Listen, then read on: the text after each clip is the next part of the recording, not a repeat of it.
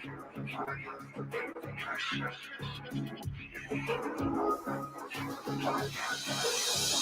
seeing red.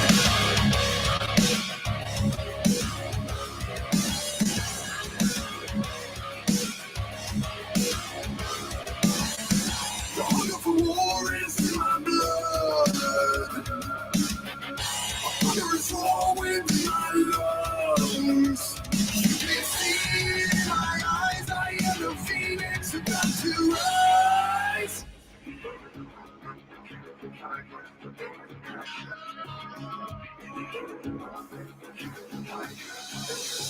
I'm seeing red.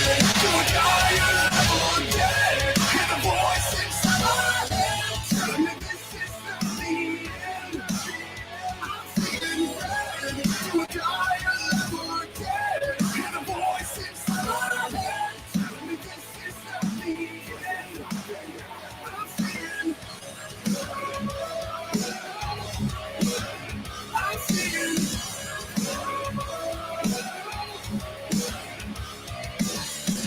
One-man army under the guns. Locked and loaded. Here I come. Hanging on your back. Always at the ready to attack.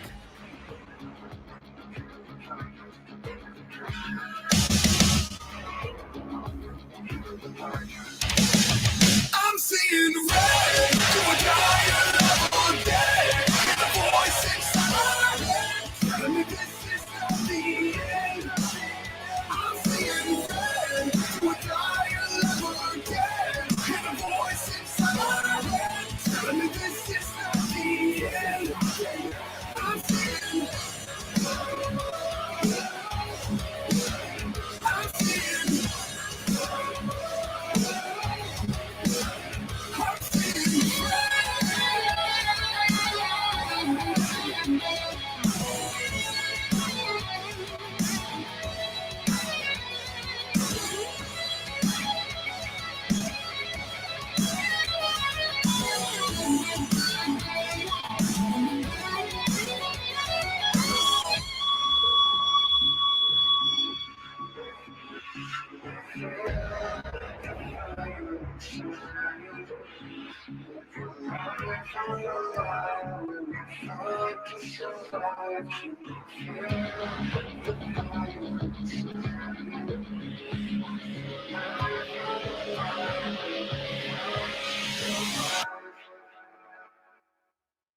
I'm seeing red. Do or die, alive or dead. Hear the voice inside my head telling me this is not the end. I'm seeing red. Do or die, alive or dead. Hear the voice inside my head telling me this is not the end. I'm seeing. I'm seeing. I'm seeing red. I'm seeing red. I'm seeing red. Hey everybody, welcome back to the Second Amendment Ranch. I told Carl before we even started I was going to piss some people off today. So let's see how many snowflakes we can offend, shall we? Yeah, we shall. And before we get started, I want to get a shout out to Country Bargains in Cameron, Missouri, where I purchased this flag, and they gave me another flag, which is at the home studio, which you'll see next week for the show. So big shout out to them. We appreciate your donation. I like Yes. that flag. Oh, where do we want to start today? Well, we'll see. We got 4 people watching, 2 on HTX, 2 on the Bill of Rights. So Let's recap on Alec Baldwin's situation. yeah, let's recap on Let's go ahead and knock that out real quick. Let's see. I know George Clooney had commented on that and said that he should have checked the gun beforehand, which that's interesting and everything. But here's something else that we have found out about that situation. The Rust script didn't even call for the gun to be fired, the lawsuit is alleging. The lawsuit against Alec Baldwin alleges that a film script did not require him to fire a gun when he fatally shot cinematographer Helena Hutchins, script supervisor Mamie Mitchell, who called police after the shooting on the New Mexico film set, filed the suit. Her lawyer accused the actor of playing Russian roulette when he fired the gun without checking it. Mr. Baldwin and the film's producers, who were also named in the lawsuit, have yet to comment. The Hollywood actor has previously shared comments from a crew member rejecting suggestions that the film set was unsafe. Authorities are still investigating the 21st of October shooting that took place on the set of the Western film Rust. No criminal charges have been brought against anyone, though. Ms. Mitchell's lawsuit claims that the script called for 3 tight camera shots, one of Mr. Baldwin's eyes, another of the bloodstain on his shoulder, and a third of his torso as he reached his hand down to the holster and removed the gun. There was nothing in the script about the gun being discharged by Defendant Baldwin or by any other person. In a news conference on Wednesday, her lawyer, Gloria Allred, described the behavior of Mr. Baldwin and the film producers as reckless as she accused them of failing to follow safety protocols. Which you're going to hide at. You're going to fail all of the gun rules right there. Mm-hmm. Everything, finger off the trigger. Treat every gun as if it were loaded. Never point at anything you don't intend to shoot. Keep the weapon on safe until you're ready to fire. You broke all of them right there. Plus, you broke whatever your Hollywood rules are. So yeah, I think you screwed up pretty bad. Yeah, you could say that. According to court records, Mr. Baldwin was handed the weapon by the film's assistant director, who did not know it contained live ammunition and indicated it was unloaded by shouting "cold gun." So during this handoff, they had treated the gun as if it were unloaded.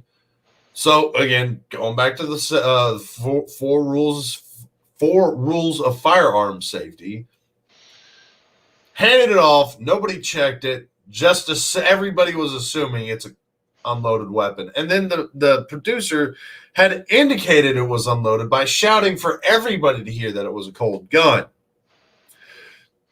Miss Allred said Baldwin chose to play Russian roulette when he fired the gun without checking it and without having the armorer do so in his presence. She added that a range of safety failures meant that it was a case where injury or death was much more than just a possibility. It was a likely result. Miss Mitchell was standing less than 4 feet away from Mr. Baldwin when the weapon was discharged, according to the lawsuit. I relived the shooting and the sound of the explosion from the gun over and over again, she told the reporters. Her lawsuit is claiming assault, international infliction of emotional distress, or intentional infliction of emotional distress, and deliberate infliction of harm, and is requesting unspecified damages. It is the second to be filed over the incident after the set's head electrician began legal action earlier this month. The film's armorer, who was responsible for the gun and ammunition on set, has said she does not know how a live round came to be in the weapon. It's not hard to figure out. They were out shooting it earlier that day. Plus, they found other live ammunition whenever the investigation went on. Yeah, so somebody had brought live rounds to the set for whatever reason, possibly just to play cowboys and Indians and shoot something on set, have a little fun and unwind. They could have purposefully been looking to harm somebody, which, again, if you remember right, we did cover the conspiracy theory that the person shot had evidence against Hillary Clinton. Right. Which we know you don't have some 30 associates and friends that magically die. Wonder if I can find that real quick. You might. But there again, nobody should ever bring live ammunition onto a movie set anywhere.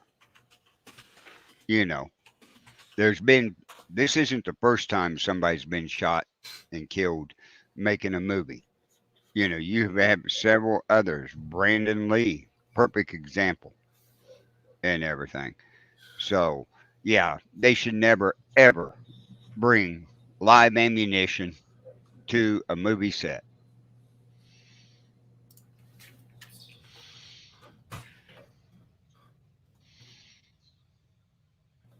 That's what I'm looking for. And a lot of actors have spoke out against Oh Alec yeah. Baldwin on that too. Oh, oh, I like George Clooney's. it has gone up. What has gone up? Her body count, it's over 50 now. Oh, Shall we cover some of these? yeah, let's do. James Good McDougall. topic. Yep, James McDougall. Clinton's convicted Whitewater partner died of an apparent heart attack when in solitary confinement when he was a key witness in Ken Starr's investigation. Mary Mahoney, a former White House intern that was murdered in July of 1997 at a Starbucks coffee shop in Georgetown.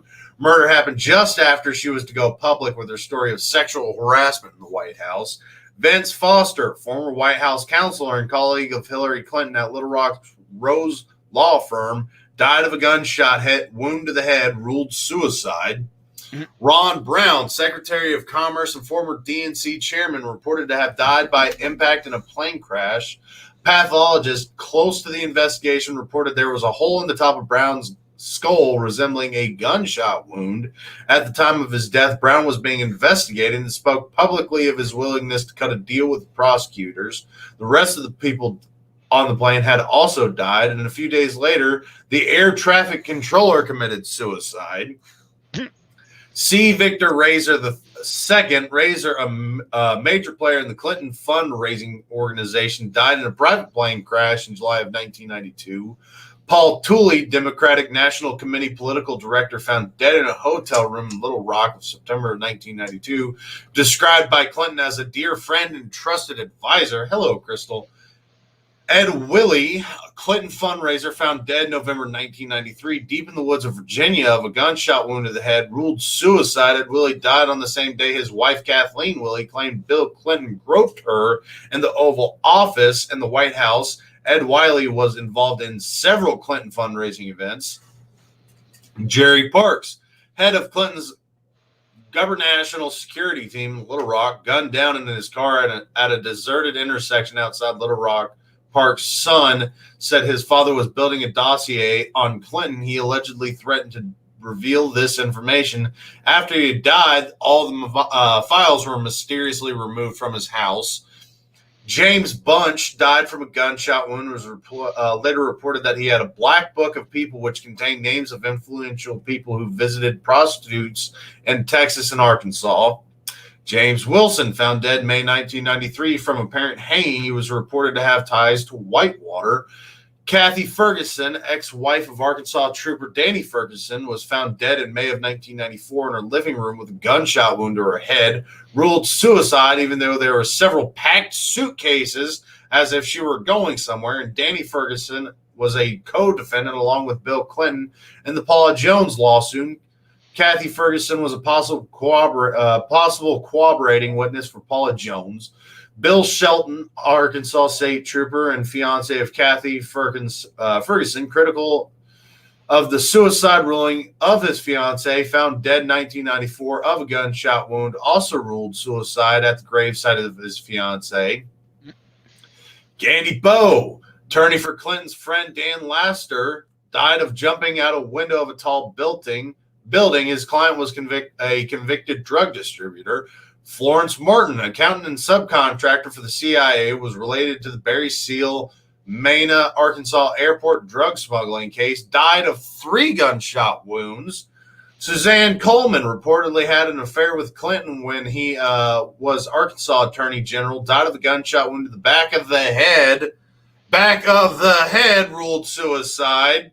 Back of the head suicide? Back of the head suicide, was pregnant. That's a little hard.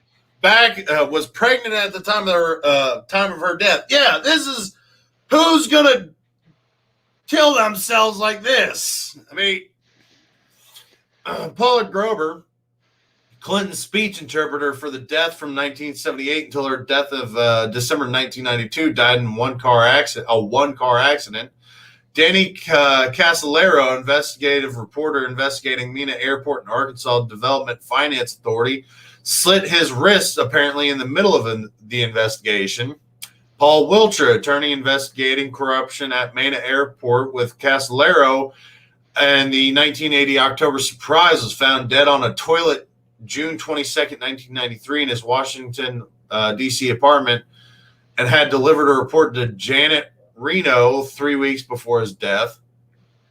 John Parnell Walker, Whitewater investigator for Resolution Trust Corp., jumped to his death from his Arlington, Virginia apartment balcony. He was investigating the Morgan Gantry scandal. Barbara Wise, Commerce Department staffer, worked closely with Ron Brown and John Hung. Cause of death unknown, died November 29th, 1996. Her bruised, naked body was found locked in her office at the Department of Commerce. Charles Mesner, Assistant Secretary of Commerce who gave John Hong Special Security clearance, died shortly thereafter in a small plane crash. Dr. Stanley Hurd, chairman of the National Chiropractic Healthcare Advisory Committee, died with his attorney Steve Dixon in a small plane crash. Dr. Hurd, in addition to serving on Clinton's advisory council, personally treated Clinton's mother, stepfather, and brother. Barry Seal, drug-running TWA pilot of Mena, Arkansas. Death was no accident. Johnny Lawhorn Jr., mechanic, found a check made out to Bill Clinton in the trunk of his car left in his repair shop. Found dead after his car had hit a utility pole. Stanley Huggins investigated Madison Gantry. His death was a purported suicide. His report was never released. Herschel Friday, attorney and Clinton fundraiser, died March 1st, 1994, when his plane exploded. Kevin Ives and Don Henry, known as the Boys on the Track case, reports says the boys may have stumbled upon the Mena, Arkansas airport drug operation. Controversial case. The initial report of death said due to falling asleep on railroad tracks. Later reports claimed the two boys had been slain before being placed on the tracks. Many linked to the case died before their testimony could come before a grand jury. Following people had information on the Ives and Henry case. Keith Coney died when his motorcycle slammed into the back of a truck. Keith McMaskill died stabbed 113 times. Yeah. That suicide. Oh, yeah. 113 stab. Right. Gregory Collins died from gunshot wound. Jeff Rhodes shot, mutilated, and found burned in a trash dump. James Millen found decapitated. However, the coroner ruled his death was due to natural causes. Decapitated, and his death was ruled natural causes. Okay. Richard Winters, suspect in the Ives Henry case, killed in a setup robbery. Following Clinton bodyguards are also dead. Major William S. Barkley Jr., Captain Scott J. Reynolds, Sergeant Brian Hanley, Sergeant Tim Sable, Major General William Robertson, Colonel William Dinsberger, Colonel Robert Kelly, Specialist Gary Rhodes, Steve Willis, Robert Williams, Conway LeBeau, Todd Keehan. That's a lot of veterans. That's a lot of veterans they've killed. If that doesn't piss you off, you need to go find another show. Right. And they didn't tell how they died either. No. Most recent, what they claim, Seth Rich, the DC staffer, murdered and robbed of nothing on July 10th. WikiLeaks founder Assange claims he had info on the DNC email scandal. Not included in this list are the 4 killed in Benghazi. Now you can add multimillionaire Jeffrey Epstein on the list. Documents described how Bill Clinton held a private party on Jeffrey Epstein's pedophile island. Clinton made at least 27 trips On Jeffrey Epstein's private plane, most of these flights were with underage girls. Despite a previous attempt on his life just 3 weeks ago, the prison guards skipped 30-minute required checks on Epstein's cell. Jeffrey Epstein didn't kill himself. Neither did any of the other 50 people that we just listed. No. You didn't want to be associated to Bill or Hillary. This bitch. Your life was shortened. This bitch has a bigger body count than most Marines and probably a good portion of special forces. And serial killers. Yeah. This woman and man have stacked bodies. And a lot of these people were veterans.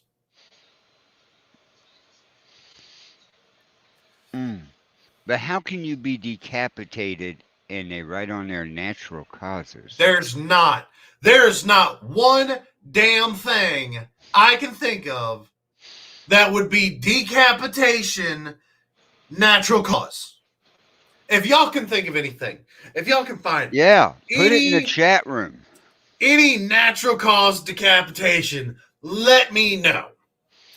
The only that would be a freak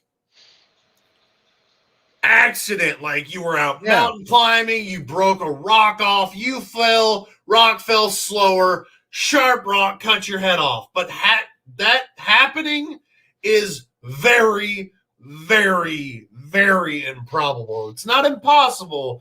Riding a motorcycle out in timber and everything, and somebody put a guide wire up. Accident. It's not natural causes. April Mueller. Let's see if I can find that. Oh, let's see if Bill Gates has a high. Boy, we got great question. Great question.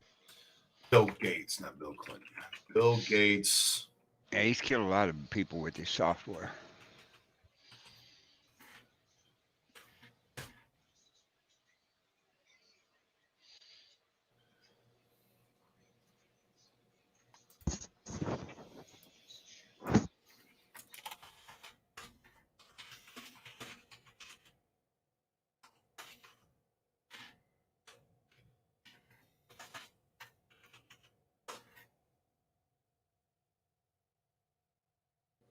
Bill and Melinda Gates died. False claims Bill Gates traveled to Epstein. No, that's true. For questionable behavior. Unfortunately, it does not look like it's going to give us a list like we got with the Clinton. Oh, vaccines through his foundation. Oh, no, you're right on that. But that's guilty by association. That's not the same as, why am I bleeding through like this? Because you keep moving your hand in front of the camera and the green screen, your camera's got to refocus. I get your vaccines and everything. But as far as like a list of people that probably could have put some of the Clintons behind, or at least one of the Clintons behind bars. Yeah, that's not sketchy at all. No. Like 50 known associates that have been suicided. But look at the bodyguard count. Something's wrong there. They didn't even list how they died. No, they just died. Like, thanks. Couldn't give us any more. And let's see. Let me count out how many. So, of the bodyguards, 1, 2, 3, 4, 5, 6, 7, 8. 8 of them. Okay, who's the highest ranking? Major? Major General, I think. Okay. Copy his name and put it in Google and look it up. And see what it says.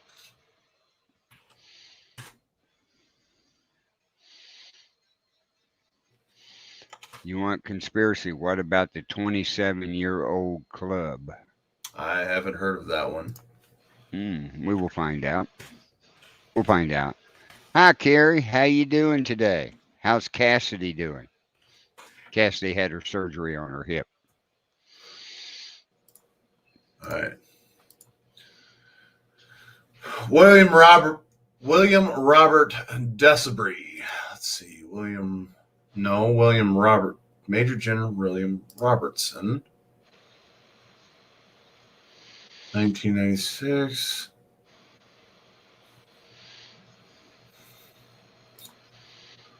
Okay, Carrie.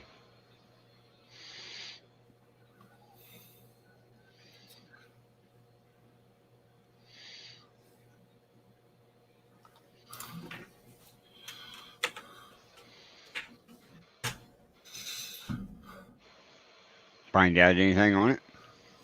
Not World War II, Vietnam, Cold War retirement.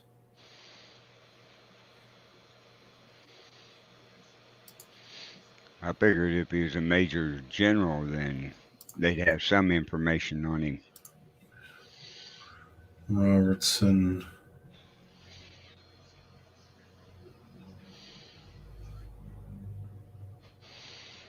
So, Oh, apparently UN President John Ash died in an unfortunate gym accident where his windpipe was crushed. So that's another body to the count. But I can't find this Major General.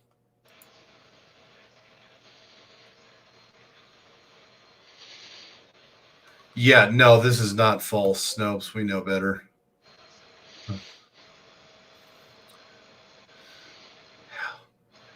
Jarrett J. Robertson. I can't find dead bodyguards.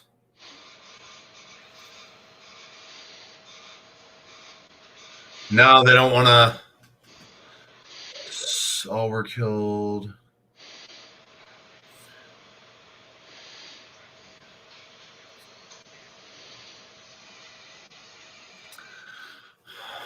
Apparently, it says they all died within 4 months of each other. A lot of it says plane crash. Clinton bodyguard executed by gunfire in the Waco, Texas assault on the Branch Davidians. All four were examined by a private doctor and died from nearly identical wounds to the left temple, so-called execution style. 5 Navy aviators, names were not determined, all died in a crash of an E-2C Hawkeye in Italy. So this one has an even longer list. Much longer. Shit. So, yeah. Yeah, I looked up the 27-year-old club. Everybody who's ever died at the age of 27 is on it. There's some weird ones on there.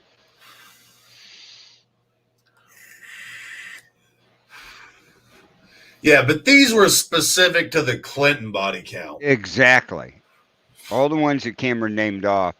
Yeah, this dealt is with Hillary or Bill Clinton.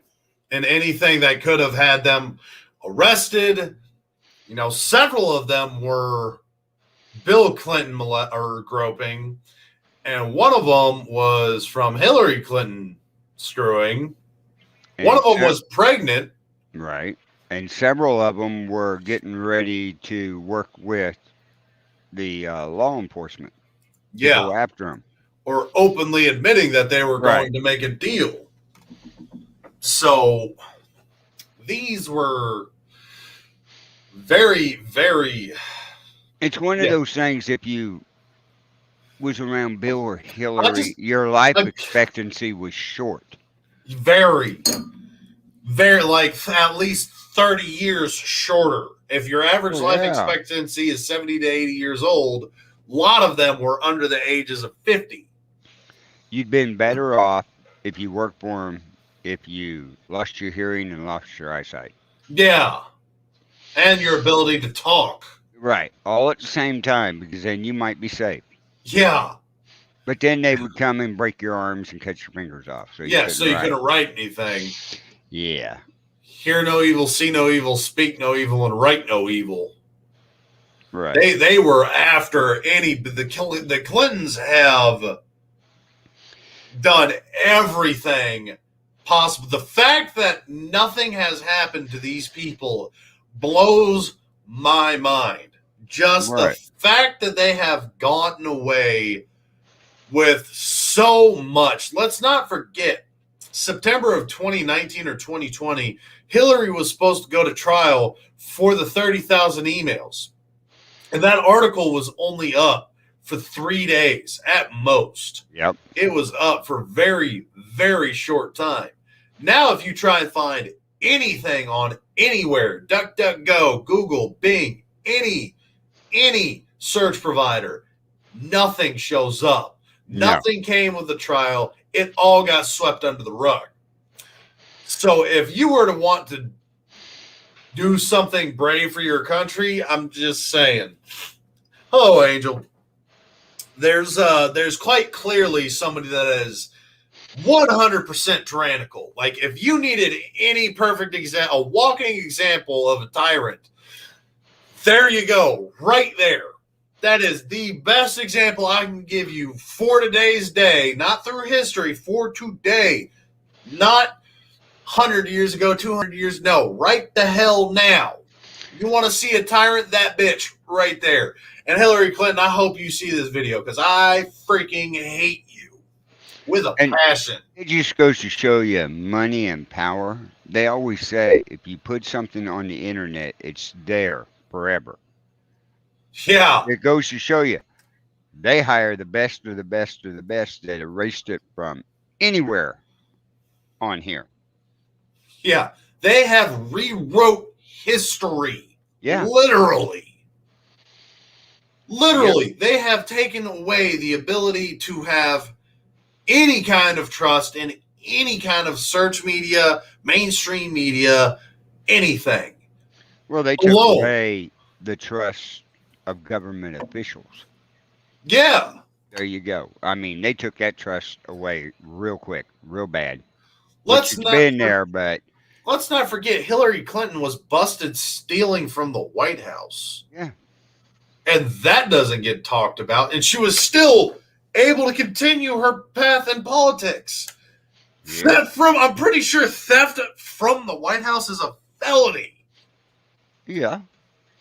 Like, well, you look at petty theft is a misdemeanor. You're stealing from the White House. Look at what's his name that was on the January 6th deal with the horns and headset. Oh, Obama.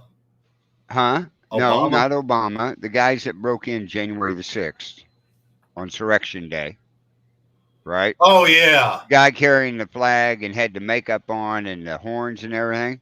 Did you see where he got 40 months sent to federal prison for that?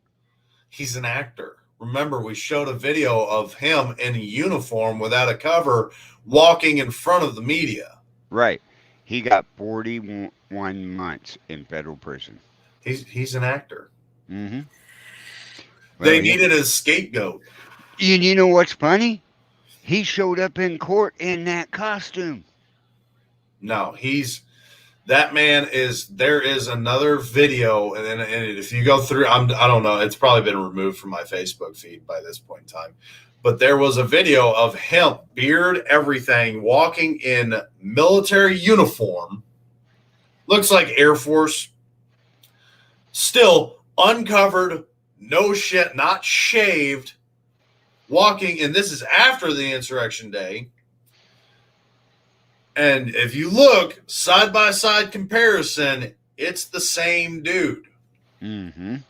So they're paying people, and if you don't think they're paying people, they had an old gentleman during the Black Lives Matter and Antifa riots that got pushed over who was bleeding from his ear, but if you look, the blood was coming from his cheek line, and there was a little thin tube running down into his shirt. We also had photos and videos of police undercover, body armor, everything, going out and inciting riots. They also got busted for planting bricks everywhere. There had been multiple cases where people had admitted they were paid to take this lead pipe and break windows. So if you want to talk about conspiracy theories and the government pushing propaganda and pushing for rioting and insurrections, there has been many different situations over the past 2 years where we've seen that they're playing stupid games and we're just waiting for that prize to come. Yeah, his name is Jacob Chansley. I bet you that's a false name. I bet you that's a what's the word? This is on the United States Attorney General's Office, District of Columbia. Arizona man sentenced to 40 months in prison on felony charge January 6. Jacob Chansley occupied the vice president's seat in Senate chamber. Alias. Used bullhorn to lead rioters in that. He's AKA Jake Angeli, 34 of Phoenix. Yeah, those are aliases. He's an actor. Let's see. Let's cover. Oh, where'd it go? No. We can cover some of the Rittenhouse stuff. Where'd it go? That's on Reuters.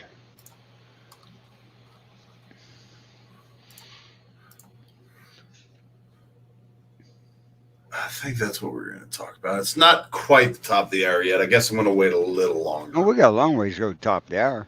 We only been on here 36 minutes. Yeah, I know. We're going. Seems like a bit longer. Yeah, we've been going through some stuff real quick.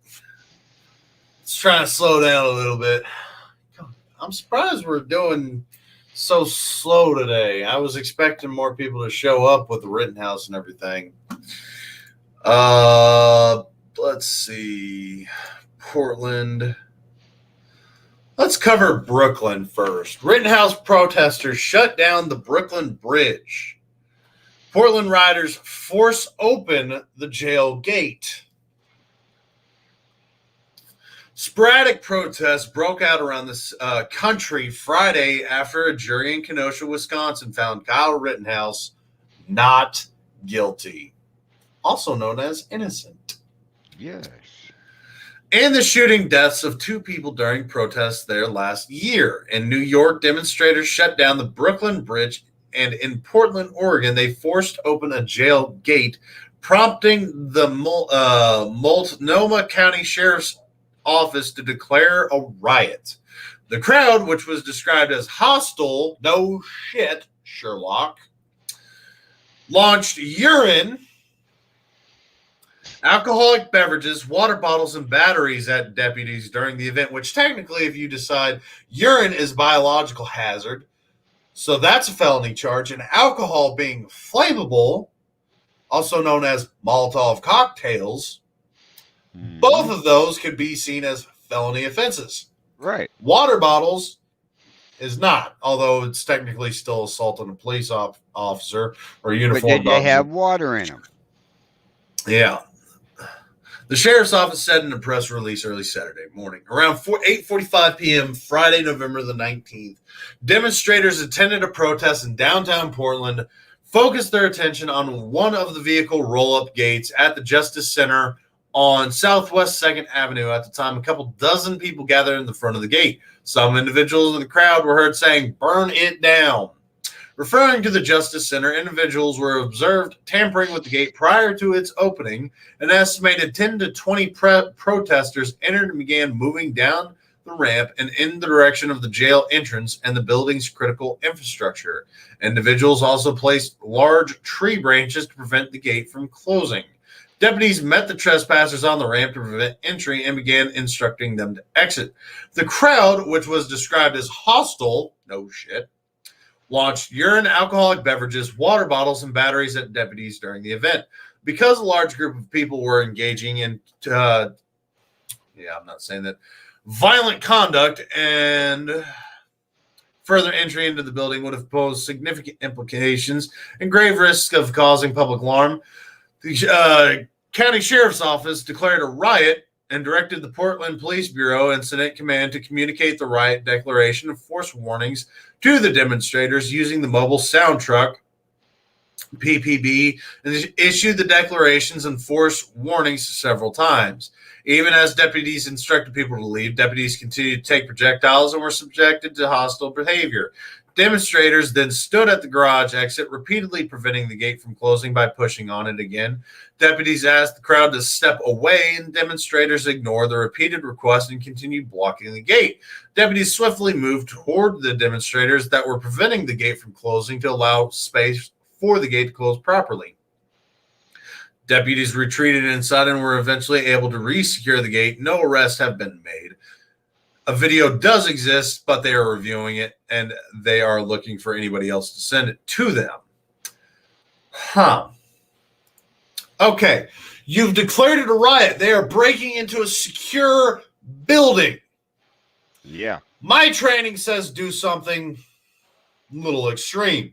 Understand you're the police. You have rubber rounds, tear gas, dogs. You've got plenty of arsenal. Hell, I've seen the riot vehicles y'all have.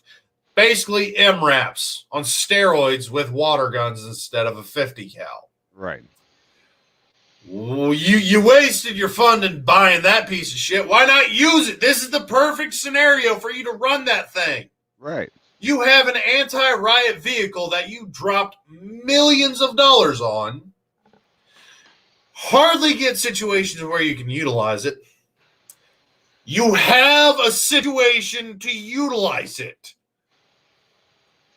Use it. I'm not saying it wouldn't be justified or it wouldn't be extreme.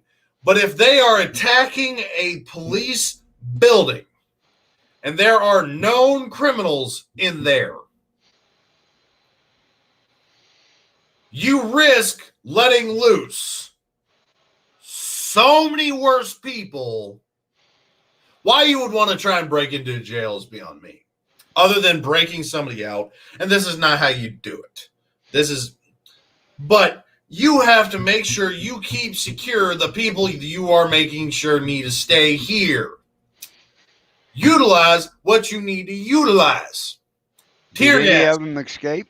No. Oh, okay. Well, nobody at least not from that article. Nobody was able to get out of jail. Right. However, the risk of letting out murderers, rapists, pedophiles, nah, I'm not going to let that happen. Mm-mm. My training, and I'm sure, Carl, yours is just so similar, Yeah. tells me I'm going to be doing something that means none of you are getting in or out. Mm-mm. Nope. You want to play stupid games, I'm going to be sending out those stupid prizes one right after the other. What? Yep. Why would you go after your courthouses? You peacefully gather, you protest in a unified manner, completely covered by the Second Amendment, or not the Second Amendment, the Bill of Rights. You have a right to respectfully, peacefully protest. Right. What that means is you cannot impede day-to-day activity and you cannot begin to assault people. That means if you block streets, if you block roads, unless you do it through the proper channels, which means you contact your local sheriff's or police department, tell them you want to block off these streets and you're going to march down these streets. And they will set up detours, they will provide security. They're going to help you with your protest because they're supposed to be unbiased. But if you just march down streets, you're blocking everything, blocking people from going to work, that's technically a riot. Or burning buildings, cars, throwing bricks. And then I'll tell you right now, if you block a highway, like if you block my road to work, I got to make my money. I'm too poor for you to stop me, which means I'm coming doing 60 miles an hour at however many people you have blocking that road. Right. I don't care. You can't block day-to-day activity. Yes, I get that that is an extreme case. That is violence at its finest. I don't care. You have to do what is within the confines of the Bill of Rights and the United States Constitution. And if you decide to escalate beyond that, I am not going to risk my life, liberty, or pursuit of happiness Mm-hmm. For me to miss my job and not make my money because you got offended that somebody got set free when they were well within their rights to Right. do what they had evidence, they had drone footage where they were actively pursuing him as he was fleeing, and they had admitted on Facebook that they wish they would have just pulled the pistol and shot him in the back of the head while he was on the ground. They had multiple different situations where people were too stupid and said stuff on social media that they shouldn't have said, and it bit them in the ass when it came to the case. Kyle Rittenhouse was innocent. He should have spent no time in prison at all. Right. Why it escalated to this point is beyond me. Well, Thankfully, he got a good judge. Which, It's like April says. I'd like someone to ask these people what they believe happened, because the media needs to be held accountable for inciting riots due to lying. yes, This is correct. They do need to be held accountable. if you get caught inciting a riot, that should be a felony offense, and you should be spending the rest of your life in prison. Right. And if somebody dies or buildings get burned down, you should be held accountable. So if somebody dies, you're now held on felony murder charges. And if you get the death penalty, I still don't think you need to sit on the death penalty for 20 years. No. You get one appeal, which is 3 years, by the way. So you get one appeal to try and fight it, which gives you 3 extra years to fight it. After that, it's over with. Right. Goodbye. Thanks for playing. If buildings get burned down, you have to pay for repairs. And what blows my mind is I found out that if you sue somebody and win, they don't have to pay you. They can make payments, installments, but if they don't pay you, there's nothing. You can send it to a collections agency, but that's about it. They don't actually. Why? You got sued, you lost, you owe this person X amount of money. You should pay it, or you're going to prison, and we're going to take your assets, sell it off. So if you have a car, a house, firearms, PlayStations, computers, Xbox, anything, jewelry, anything of value, we're going to sell it off and get this person the money that they have rightfully earned. Because there's bills to pay, there's medical expenses to cover. Why you get to sit on a lawsuit case forever and not pay somebody blows my mind. But the funny part come to find out about the Kyle Rittenhouse case is apparently they were trying to paint the judge as biased over and over and over again. Well, he's a Republican. He's a Trump supporter. Actually, if you look through history, he's been a known Democrat and voted Democrat for decades. He was put in the office by Democrats. But the man upheld his beliefs and faith in the United States Constitution and justice system and did his job. I give nothing but respect for this man. Yes, very, very well respected. I mean, the way he controlled the courtroom, the prosecution, the defense, the news media. I think he could have done better on the controlling that prosecutor. He could, but like he told him, he was right there in that gray area, and he wasn't for sure if he didn't cross it. He's going to He's going to investigate all that was said in that script. There may be something come out on that prosecutor. He's going before the bar. Yeah. Oh, that prosecutor is 100% going before the bar with how he was. And again, prosecutor was lied trying to say that Kyle Rittenhouse was a racist, known white supremacist affiliate, everything, because he had the okay. This symbol is okay. I am okay. Dive training, okay. Life, okay. Military, this below the waist means I'm about to frog you, which means I'm going to punch you. If you see this as below somebody's waist, it's a game. If you don't play that game, if you've never played that game, don't worry about it. But this means I'm going to punch you. There has been no known association to any kind of white supremacy for this symbol. No. and then pushing they're Black Lives Matter, and the mainstream media didn't cover what race they were ever, not stating that they were white because they were trying to push that racial agenda. And come to find out, all three of them were white, and Tucker Carlson just. Oh, let me see if I can find this. Hey, everybody, tag all your friends to get ready because we got 10 minutes before the top of the hour. You're going to love this Gunfeld today. So tag them in. Let's get the numbers up.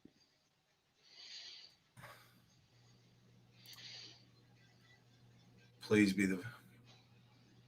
No. I don't like it when he says no. I'm trying. No. I'm trying to find a. But yeah, this judge, I mean, he's a judge that upheld the Constitution of the United States and the boy's right, his Fifth Amendment. Y'all want to see Tucker Carlson be just brutal as shit? Oh yeah, let's show a little bit. I'm sure we'll get flagged for it, but I don't care. This is hilarious. Yeah, this needs to be shown. Trial confirmed exactly what happened, and here are the facts of it. A convicted child rapist called Joseph Rosenbaum was released from a mental hospital and then went directly to join the mob that was burning downtown Kenosha. Once he got to the riot, Rosenbaum saw Kyle Rittenhouse and immediately threatened to kill him. Rosenbaum then chased Rittenhouse and tried to pull the gun from his hands. When he did that, Kyle Rittenhouse shot him. So Joseph Rosenbaum died as he had lived, trying to touch an unwilling minor. Trial confirmed exactly what happened. That was funny. Tucker Carlson is brutal as hell. Mr. Carlson, please don't have this removed. And if you ever see this video, I would love to get you on the ranch and interview you. Oh, yeah. I saw that video earlier this week. I was dying. That man had woke up and chose violence this morning. That quote is going down in my history book of one of my favorite quotes ever. Mm-hmm. That was good. I mean, yeah, Tucker hit it right on the nail on the head on that one. Just I bet that pissed off Fox so much. Yeah. I bet you they got on and were like, you can't say that. You Mr. Carlson, you can't do that. Carlson can do just about what he wants to. It's my show. I can do what I want. He's got one of the #1 rated shows out there. Yeah, that was and I like the way he presents himself when he tells his stories. It was professional. Like how he maintained a straight face saying that is beyond me. Mm-hmm. Like I couldn't do it. I'd be by the end of it, I'd just be If that wasn't live, it had to take 2 or 3 takes. Oh yeah. I thought that was great. I love watching Mr. Carlson. I wish Trey Gowdy was still doing his videos and stuff. My roommate actually said.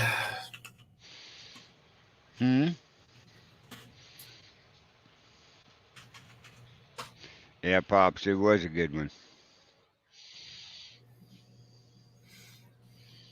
I guess it's not true. What's that? I wonder if he still. Well, my roommate thought that Trey Gowdy had passed away. No. But if you don't know who, oh no, he's still posting. If you don't know who Trey Gowdy is, he was a ball busting representative. He had no F's to give when it came to interrogate, asking questions. This dude was an interrogator. He was a just animal when it came to dealing with other politicians because he wanted to get straight to the point. He didn't care if he ran over time. If you ever get a chance to look into any representative. I would love to see more people like him in politics, which may be coming soon, because if you haven't heard, there are 6 Navy SEALs running for positions. Right. There are a lot of veterans out there running for positions. But still, the best one is the truck driver that won in New Jersey. I give that one big thumbs up. Okay, it's changed to 5. It was 6 the last time I saw it. No, 5 Navy SEALs running for Congress. America can certainly be fixed. 5 retired Navy SEALs are running for public seats in the House of Representatives in a collective effort to get more veterans in Congress. Retired SEALs Brady Duke of Florida, Derek Van Orden of Wisconsin, Eli Crane of Arizona, Morgan Luttrell of Texas, yes, and Ryan Zink of I don't know that one. Montana. Oh, must have been MT. Yeah. Yeah. Joined Fox News, Steve. I know I'm going to 100% brutalize this person's name, but it looks like Dookie. Steve, D-O-O-C-Y. Steve Dookie. On Fox and Friends to discuss why they're running and what they plan to accomplish. Ryan Zink, the former Interior Secretary, plans to address the division in America. A lot of my friends said, look, the United States is falling apart, but it can be fixed. It certainly can be fixed, he said. There's no one better in crisis than SEAL Special Forces. We're going to win, and we're going to save America. When asked why he wants to run for Congress, 14-year military veteran Morgan Luttrell said, I don't. It's just most certainly out of necessity, Luttrell said. We have to bring our country back to center, and that's why we're all running, because we believe so much in the red, white, and blue. Take this wrong. Kyle Rittenhouse case opens a path to playing self-defense for cold blood killings. Not true. I'll leave that there. I'll come back. Let me finish. I want to. Right. We got a lot to talk about on that. Brady Duke, operating as a sniper during his deployment in Afghanistan, views Congress as another opportunity to serve his country. What I learned as a Navy SEAL, we go through high-intensity training. We adapt to stress really well, and I think we perform our best under stress.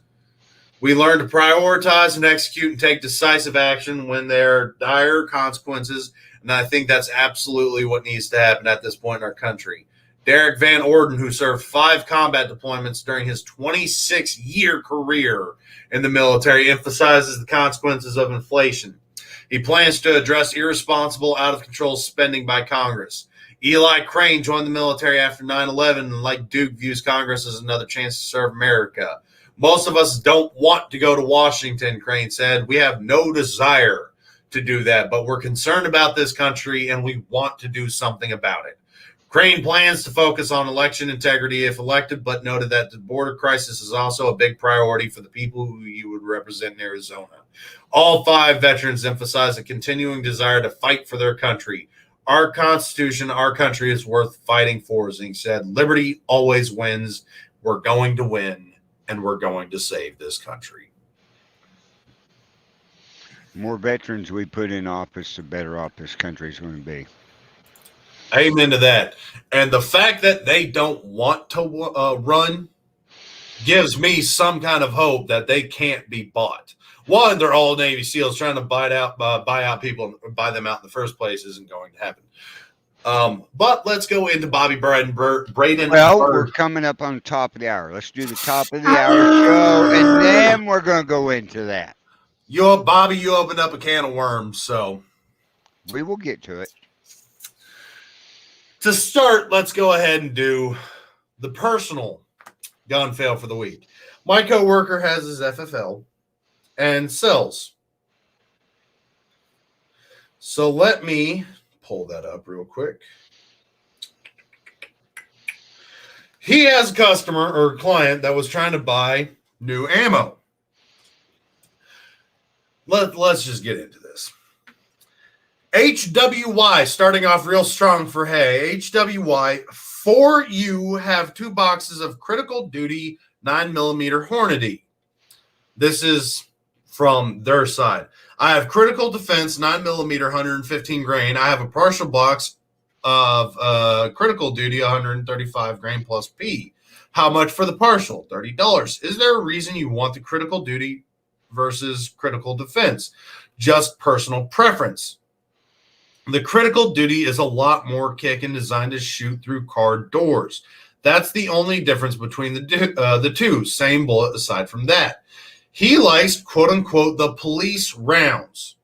Hope it's going out of a big gun, LOL. I'll get back with you on it. Not sure if he wants them or not. No problem. Yeah, those fancy bullets are still up there in price, unfortunately. Of course. We got a bunch of the defense. He's looking for the duty. Unfortunately, the duty he had, the police took. Long story short, but he, like a dummy, left his gun by accident in a restroom. It was, of course, turned over to police after a long fiscal, lots of paperwork, and new background check. He got a gun back, but told him he would only get bullets back per court order. Yeah, it's not worth the paperwork and time to go through the court process to get a few bullets back. Exactly. Glad the person turned the firearm over, though, instead of taking it. Do you see the fails here? Yeah. One, they left the gun in the restroom. Two, they admitted to their licensed firearms dealer that they did something stupid with a firearm. I told him flat out, do not sell to this person. I would not associate with them anymore if they are that reckless with a firearm. Why the police are keeping the rounds of all things blows my mind. I might do some research into that, but it doesn't make any sense that they would take the rounds and not have the gun be a bigger problem to get back. Right. I can see the police not liking the fact that he has a round designed to actually punch through something and continue a little bit. But it's an ammunition. You can still get green tips from several different websites. Right. But leaving your gun in a restroom, how you would do that blows my mind.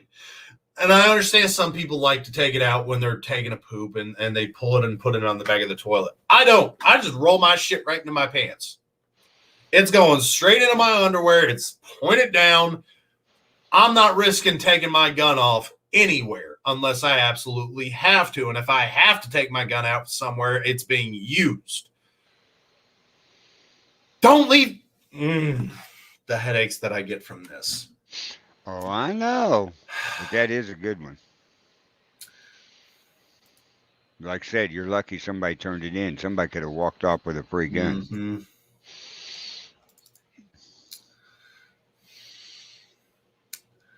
The second gun fail, I'm sure y'all can all know where this is coming from. Mm-hmm. Oh, yeah. The prosecution for Kyle Rittenhouse pointed the AR at the jury. Now, can you see the problems I have here? One, he actually knows how to hold an AR, which is surprising. But, well, to an extent. We just said the first problem. He's pointing at the jury. Right. But what's the biggest problem right here if he's pointing at the jury?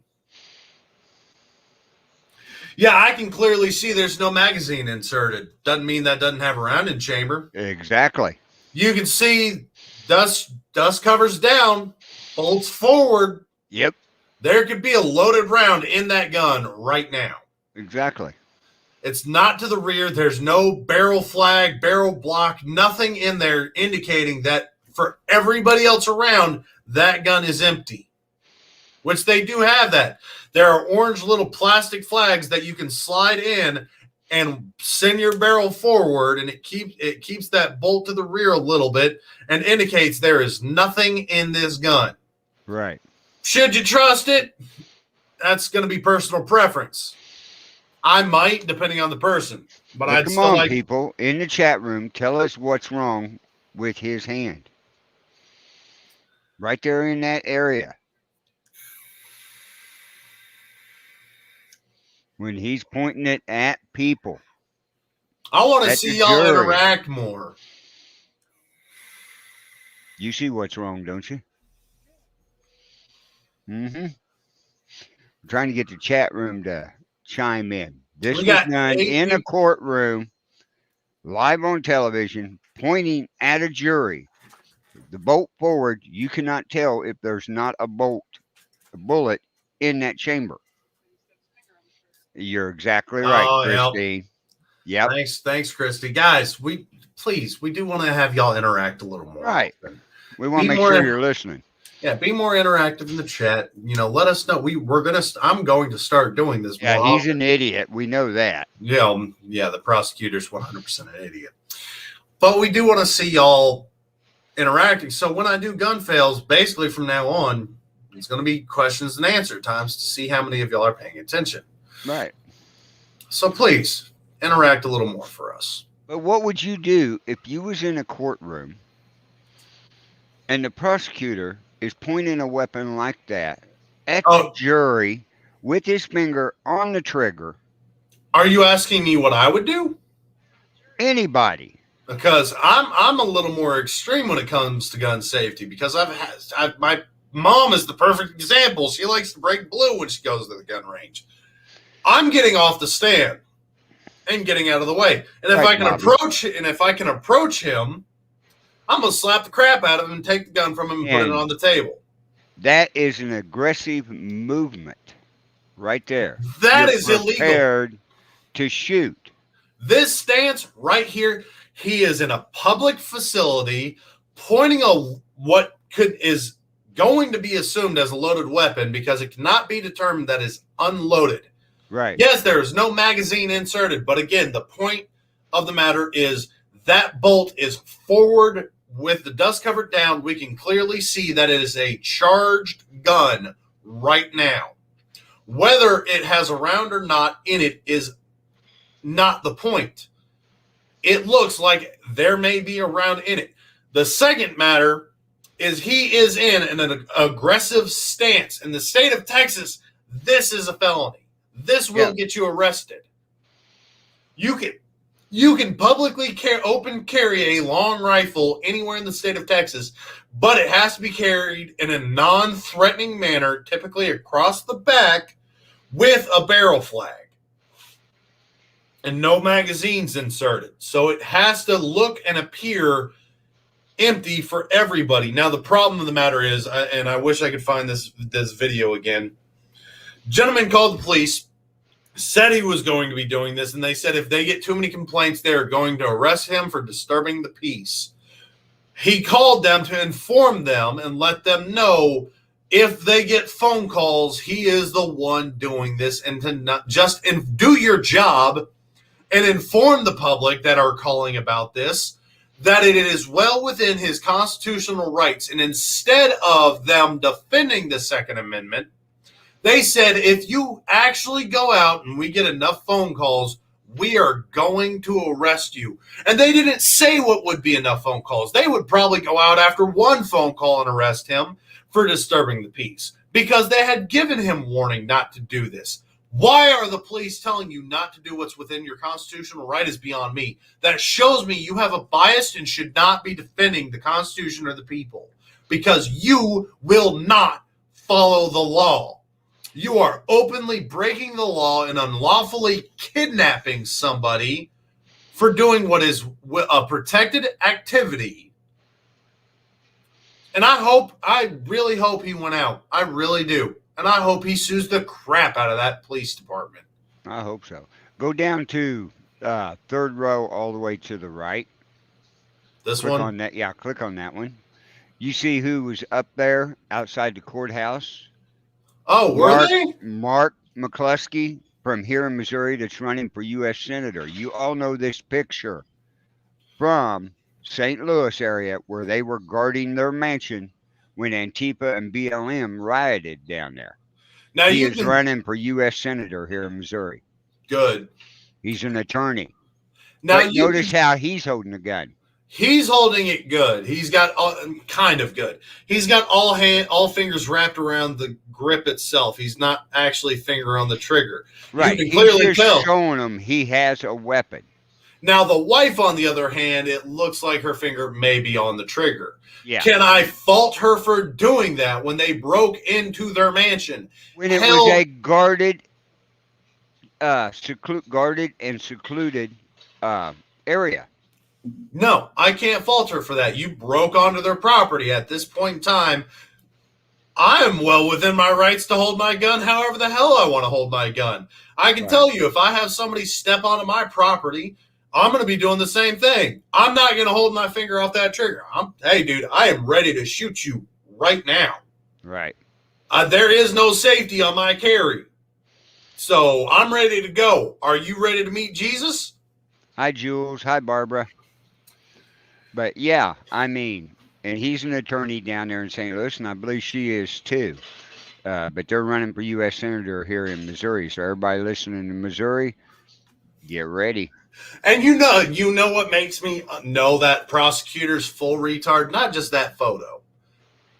When he was interrogating Rittenhouse, he asked Kyle, why did, there was a Dodge Ram that was on fire. Why did you see the need to flee? What was the urgency? And Kyle Rittenhouse, definition of sarcasm, best answer ever. It was on fire. Let me see It'll if blow I can, up. let me see if I can find that. Yeah, but what I want everybody to look at is the prosecution had all these witnesses to put on trial, right? Did they ever listen to what they had to say before the trial? Because every witness gave a testimony that benefited defense. The prosecution had all these witnesses out there, and it was bad. Yeah, he needs to be disbarred, Jules. I totally agree.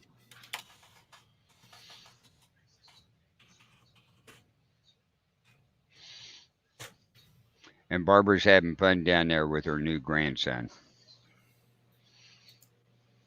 Please be the video I want. Please be the video. Yeah, hey, Scott. Yeah, he was an idiot. He was beyond an idiot. The man doesn't even need to practice law. And I'm sure that city prosecuting attorney office probably going to have some changes done here real quick. Oh, yeah. Y'all taking shifts. Dealing with a baby, yeah, it's called shift work. Yeah. He needs more than gun safety course, Scott. He needs some common sense and brains.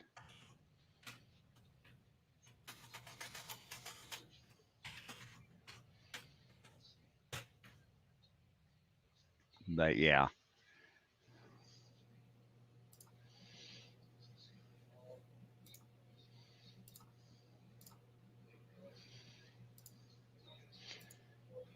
Hey, Simple Man, TDC, thanks for jumping in.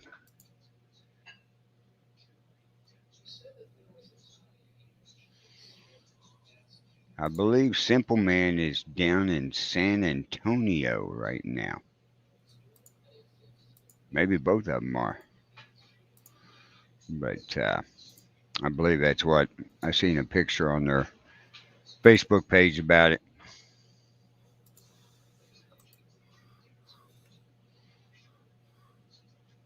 No, he won't get common sense and brains from a gun safety course. I don't think he would fully understand a gun safety course.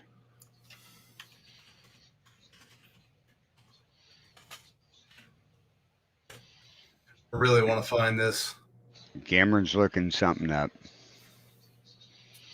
Simple Man just got home back in Houston. Okay, Simple Man. Awesome. Jules, I'm going to Texas for the first time. Hey, Jules is coming down there from Australia. Oh wow. Had to find out what part of Texas. I entered Mrs. Scooter in the largest 3-gun match in the Southwest in March. Awesome. Awesome, Scott. So why it's so hard to find just this clip is beyond me.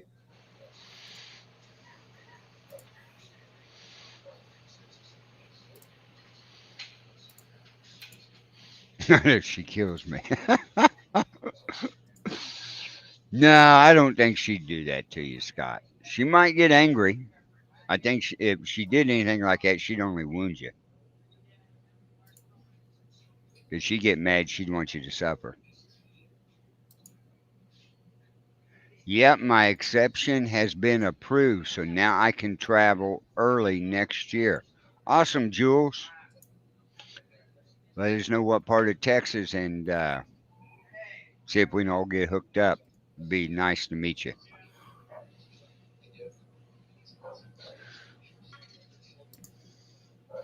But yeah, weather's doing pretty good around. We're 51 degrees here in Gallatin, Missouri. And Cameron's intrigued into the monitor, so.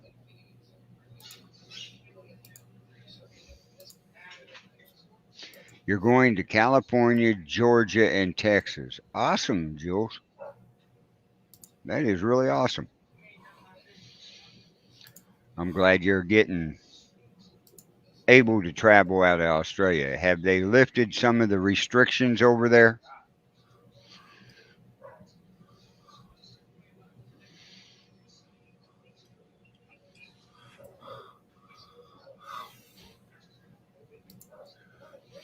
It's cold here in Arizona, 79 degrees. I'll take it. Send it up here. But 51 this time of year is not bad in Missouri. Mm.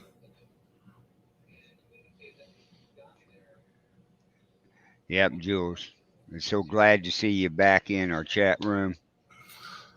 We missed you a whole bunch. I think I finally found the area I'm looking for. Oh, okay. I'm trying to make sure, but He's learning, folks.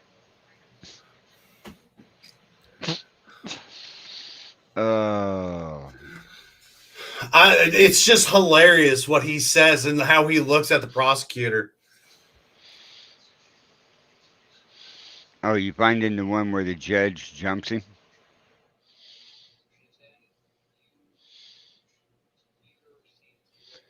I mean, we could talk 2 hours straight on the court case and everything that went on through there. It had some moments in there that will be gold for months to come.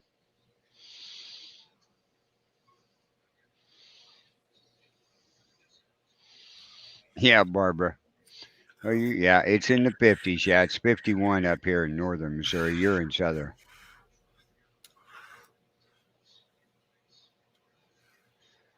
Julie, I had issues, Carl. That person we know, the one I blocked, he has now stalked me to a different platform. Okay. Yeah. Okay. We're still going to take care of that, Julie. What I notice is the prosecutor's wearing a red and a yellow flag pin. Anybody know what red and yellow is from? I may have to Google that myself. Communism. Really? Red and yellow is communism.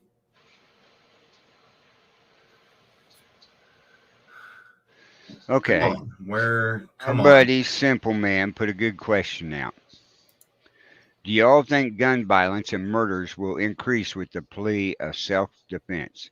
Kumo, says the verdict was justified, but if it were a black man involved, there wouldn't have been the same outcome. No, would not have. They would have turned it into a racial dispute. However, Bobby Braden Bird asked the same It question. would have been a racial dispute, but the evidence there from the videos and everything, I don't care what color you were. The video showed the evidence.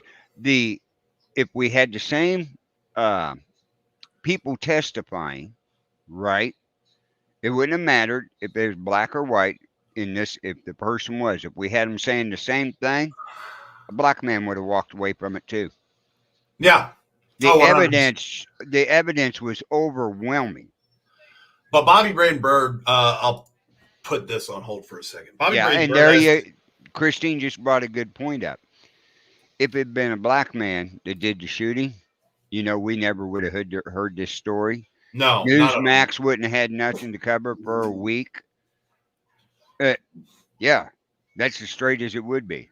it was a red and yellow flag, Scott. However, Bobby Braden Bird asked the same question. Do we think that there's going to be a violent increase in violence and murders? Possibly. But here's the thing. Okay. It's many states have stand your ground laws where you do not have to flee if you have an aggressive person attacking you.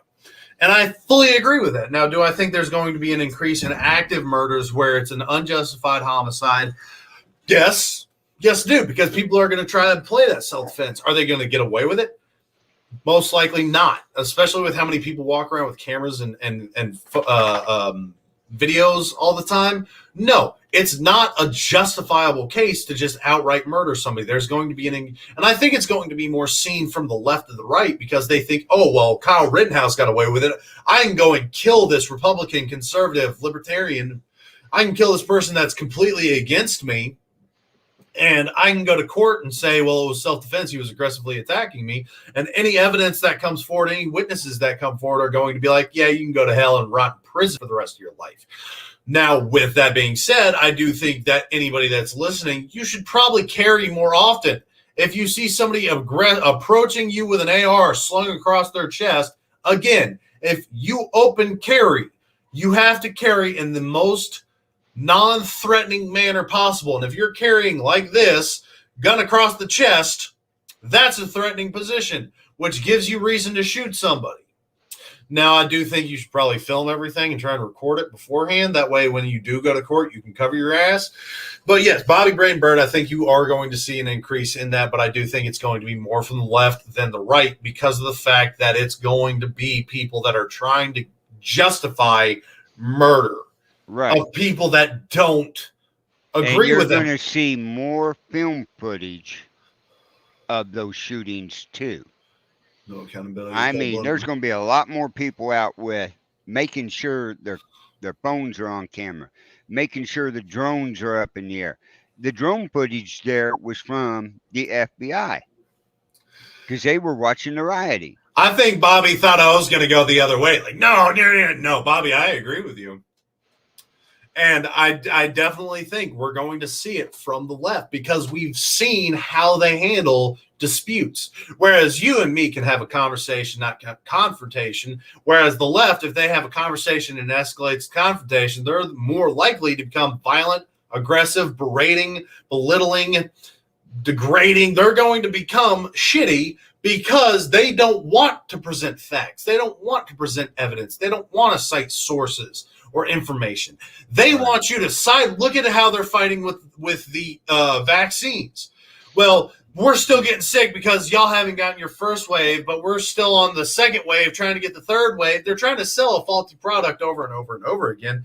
And they're trying to push, well, we're getting sick because you're not getting vaccinated. No, you're getting sick because you got the vaccine. There's a difference. Every time I get the flu shot, I get sick. I'm not risking that with the coronavirus.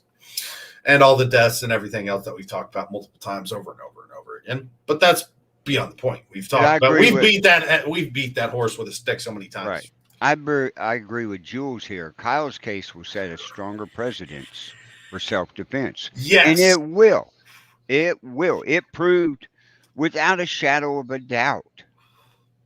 If you can prove it's self-defense, Because look at the opposite. If Kyle Rittenhouse would have gone to prison for this, we would see less self-defense. We'd see a skyrocket in unjustifiable murders. We'd see a skyrocket in assaults, rapes, everything, because of the fact that if you defend yourself, now you're going to prison. The chance of you going to prison is greater. So if we would have seen Kyle Rittenhouse charged, the Second Amendment would have been done. Oh yeah, it would have been. It would have gave them all the ammunition they needed to take it on up and make laws. Exactly. It would have. So trying to there's good and evil out of this case verdict. Obviously, we have the protests and riots going on right now. But if they would have won this, how would have been? You would have had to pay the judge. You'd have had to bribe the jury. But if this would have, and Evan, we are going to cover your case here in a second. So give me just a little bit. We are going to. I'm still trying to find the quote where Kyle Rittenhouse just gives the prosecutor the most sass ever. But no, it's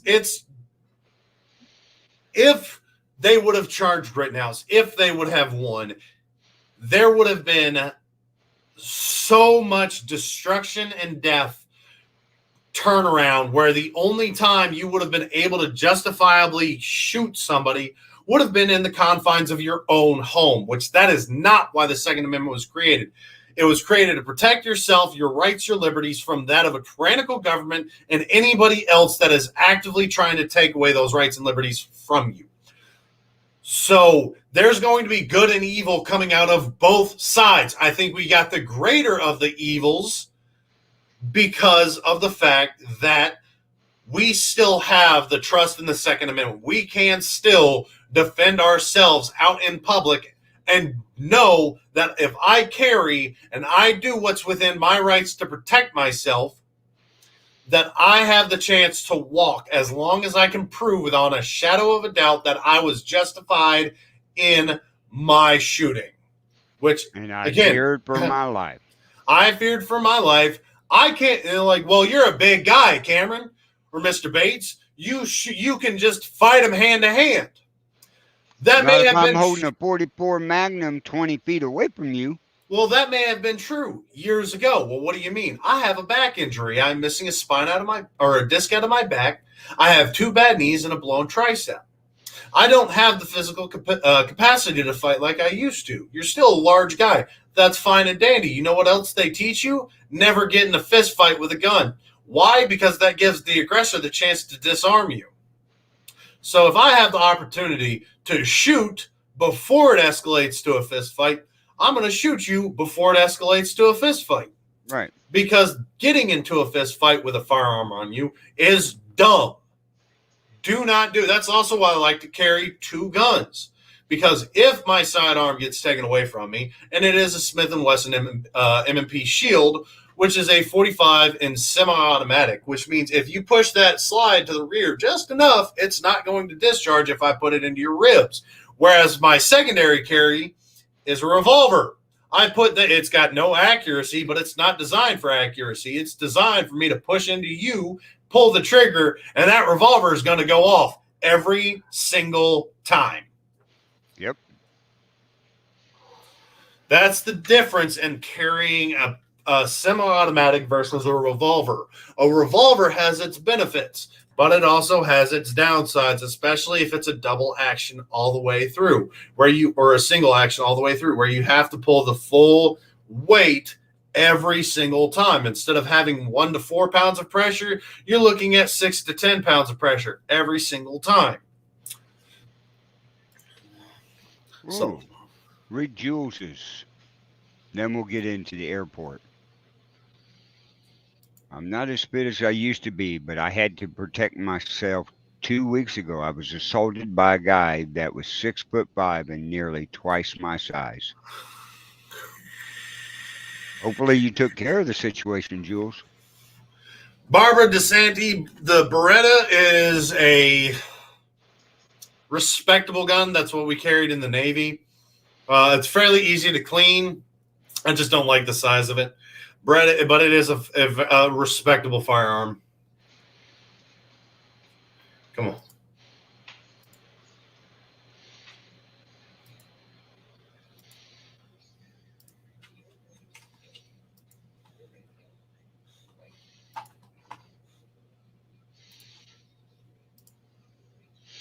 A Walter PPK has a fixed barrel. Yep.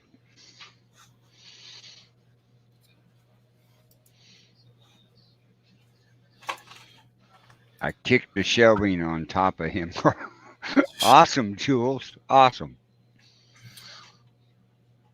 Come on. Say your stupid line, you bastard. I did. No, not you. This prick, the prosecutor. I'm 2 hours and 40 minutes in. And I can't find this damn quote. And Jules's favorite is the Beretta FS92.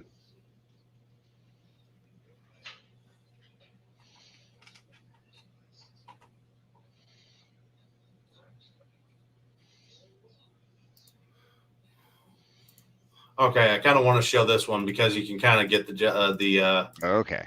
little bit of what Sass. Yes. Let's continue.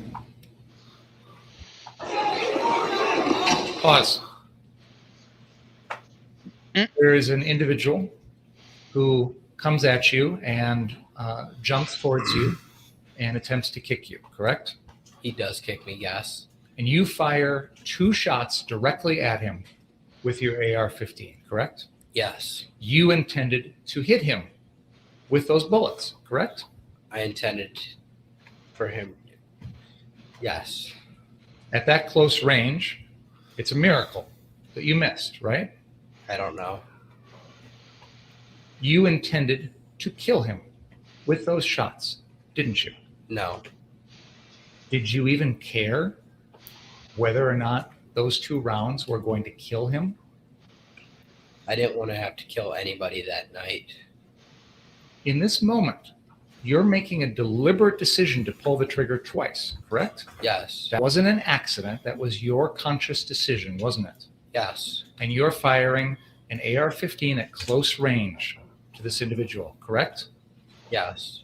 And you knew full well that if you hit him with one or both of those bullets, it could kill him, right? There's that possibility.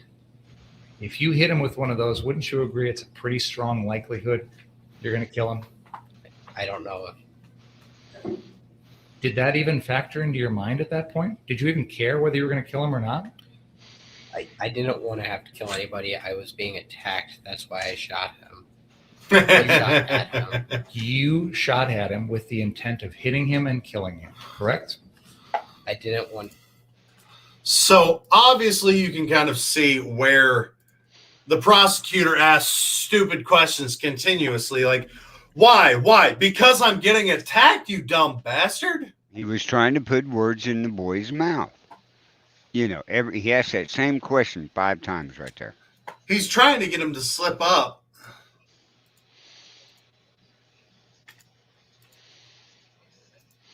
Scott says, I'm kind of expecting I'm going to get calls about armed security at the protest soon. Ooh. Okay, so what's this about the shooting at the airport was done by a felon? What was that?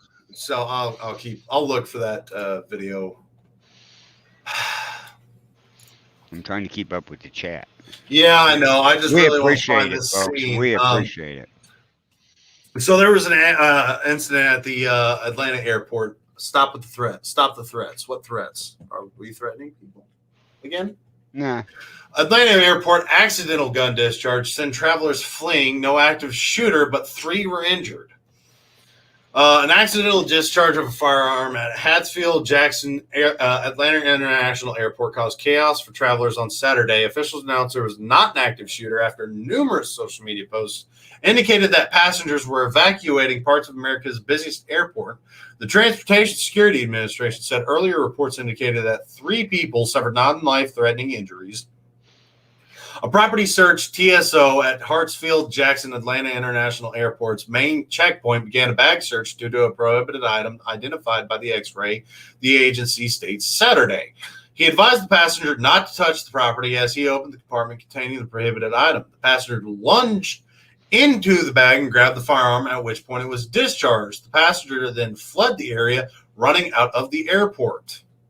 There was an accidental discharge at the airport. The airport said from its official Twitter account, there is no danger to passengers or employees, and an investigation is still ongoing.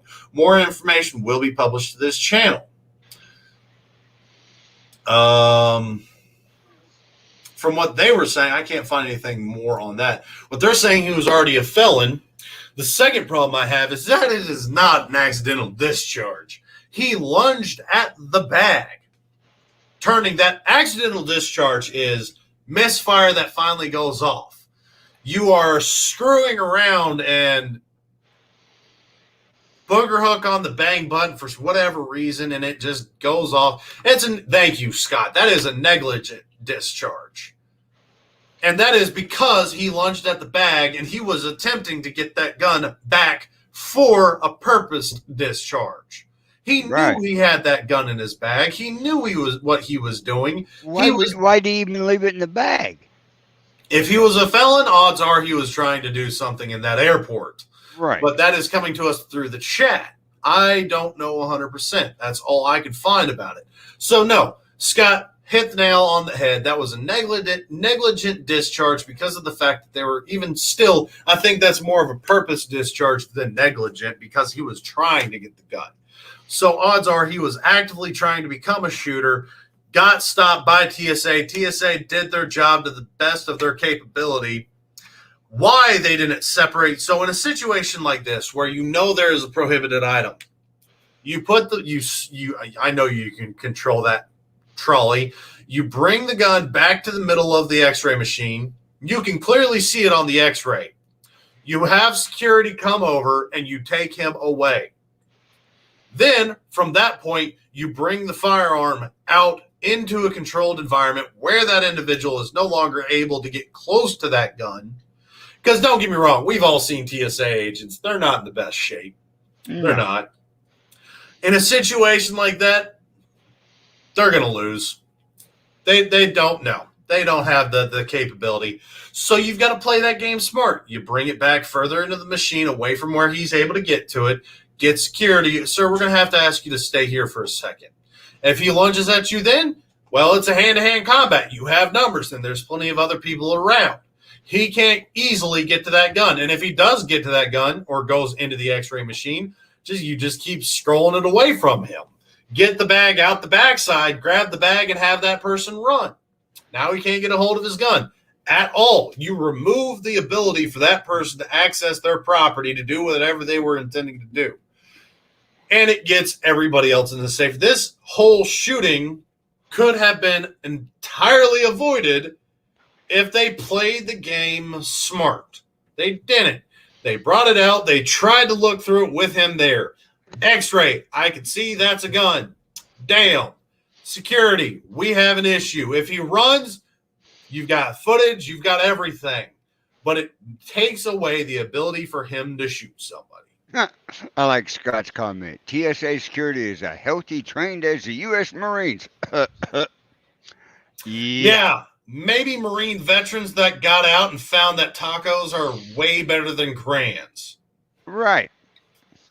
But there again, you would think TSA, if you go on shift and you have the meeting before you go on shift, would have a code word per weapon, right? Or a and button. As soon as that went through there, over the radio, code word goes out. Everybody comes to that right there. That guy should have never, ever been even close to lunging on it. No, none at all. Scott, Marine veterans from World War I. Yeah.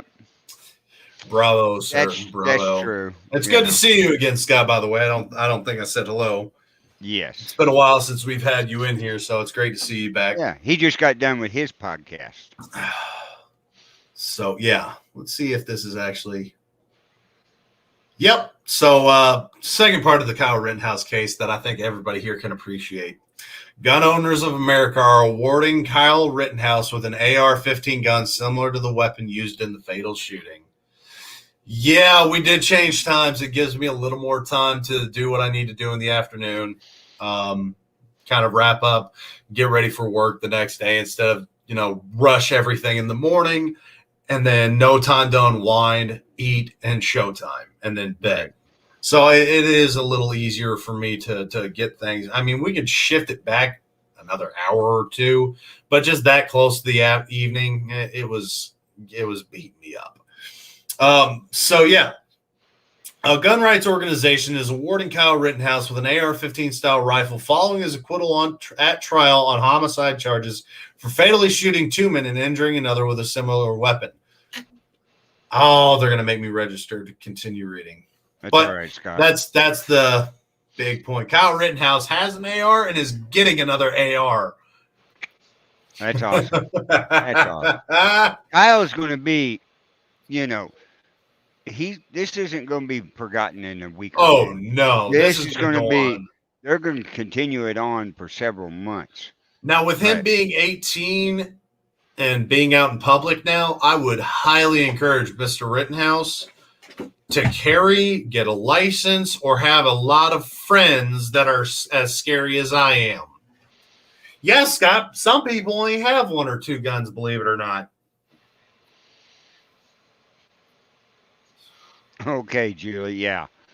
Yeah, we had to change it around. Like I said, it gives Cameron a little bit more time on Sundays before he has to go to bed and get up early to go to work Monday morning. So At least this week I only have to be up Monday and Tuesday. I'm off Wednesday, Thursday, Friday, right. which is long overdue because some of the crap that's been going on at work has just been giving me a headache. Okay, Barbara, take care. Thank you, Crystal. I told Carl when the show started I wanted to piss off as many people as possible. I know I want one of those flags. I'm gonna have to find one to put up here.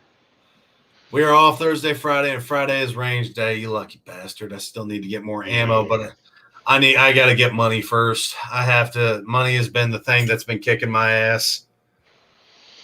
One of these days, Scott, you need to come down to Texas and have a range day. I'll try to. Next Friday and Saturday is going to be hunting day for me. I'm going to go archery hunting. Fun. Mm-hmm. Got a 22-pound turkey, and yeah, I think that'll be enough there, Scott. 22 pounds? Yeah. I smoked yesterday 4 turkeys until 2 o'clock this morning. Well, I'm a little further south than the Panhandle there, Scott. But I never got your wife's cookies, by the way. Yeah. I was looking forward to my cookies. But some things happened with the Ruger and bow situation. Don't worry about the ammo. Yeah. That's a long story. We're working on the coffee mug. We're working on it. We had to trade. We had to trade to a different provider because of the fact that one sucked. Right. As soon as everything gets done there, then it'll be on. Hopefully in the next 2 weeks, as soon as my wife's arm gets better. Fair enough, Scott. Fair enough. She's holding the cookies hostage. That's all right. We'll get it. I understand. We'll get you. It's just that the last merchandise provider we were dealing with, they were not. So we are transitioning. That's why we haven't been doing the giveaways recently. As soon as we need, or as soon as we get this new one up and running, we will be doing the giveaways. We will be going back to. We haven't. Bristol, he does need more banana bread. Yep, we do not need. We haven't spent any of the money that's been donated on anything else. It's going for giveaways and back to y'all. We promise. Yeah. And continuing on, the House GOP passed a bill removing training and background checks for concealed carry. Following the following original article was published in the Ohio Capitol Journal, Columbus, Ohio. The Ohio House passed legislation Wednesday allowing Ohioans aged 21 up to carry concealed without undergoing any background checks or firearms training, which they're basically following Texas's suit at this point in time. We only have to have a background check for purchasing firearms. Right. Same here. Which, if you have to pass to get the gun, why would it be necessary in order to go take the course itself? I mean, a criminal is not going to take a concealed carry course if there's a background check. I don't know, Scott. We're going to be looking into this in this article. So, excuse me. Under current law, Ohioans must complete 8 hours of training and pass a background check via their local sheriff for a 5-year concealed carry license. The legislation would remove the requirement to seek licensure. Shortly before approving the bill along party lines, Republicans swatted down a number of proposals from Democrats, including one that would have required the Attorney General to create a one-page brochure detailing Ohio's laws regarding the possession and use of weapons. There's only one thing you need to read for the bill. The Second Amendment to the United States Constitution, said Representative Thomas Brinkman, one of the 2 lead sponsors. The legislation would also remove Ohio's duty under current law to promptly notify police during a traffic stop if they're carrying a weapon. House Bill 227 only requires them to notify officers if they are asked. Passing permitless carry, as the legislation is commonly referred to, would forward a steady march of loosening Ohio's gun laws. And Ohio's concealed carry program, launched in 2004, required 12 hours of training at the time. In 2006, lawmakers passed a bill blocking cities from passing gun control laws stricter than those of the state at large. Republicans passed a Stand Your Ground bill last year that removes the legal duty to first seek retreat from a confrontation before responding with deadly force. Man, Ohio, you're starting to sound like Texas and Missouri. Let's go. Okay, Jules, take care.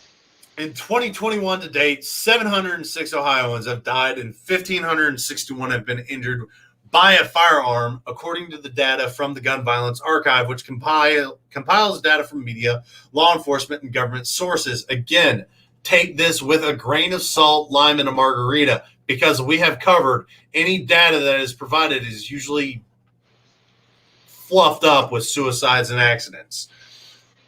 We seem to care more about guns than the people who die of gun violence each and every year in the state, said Representative Bride Rose Sweeney, Democrat from Cleveland.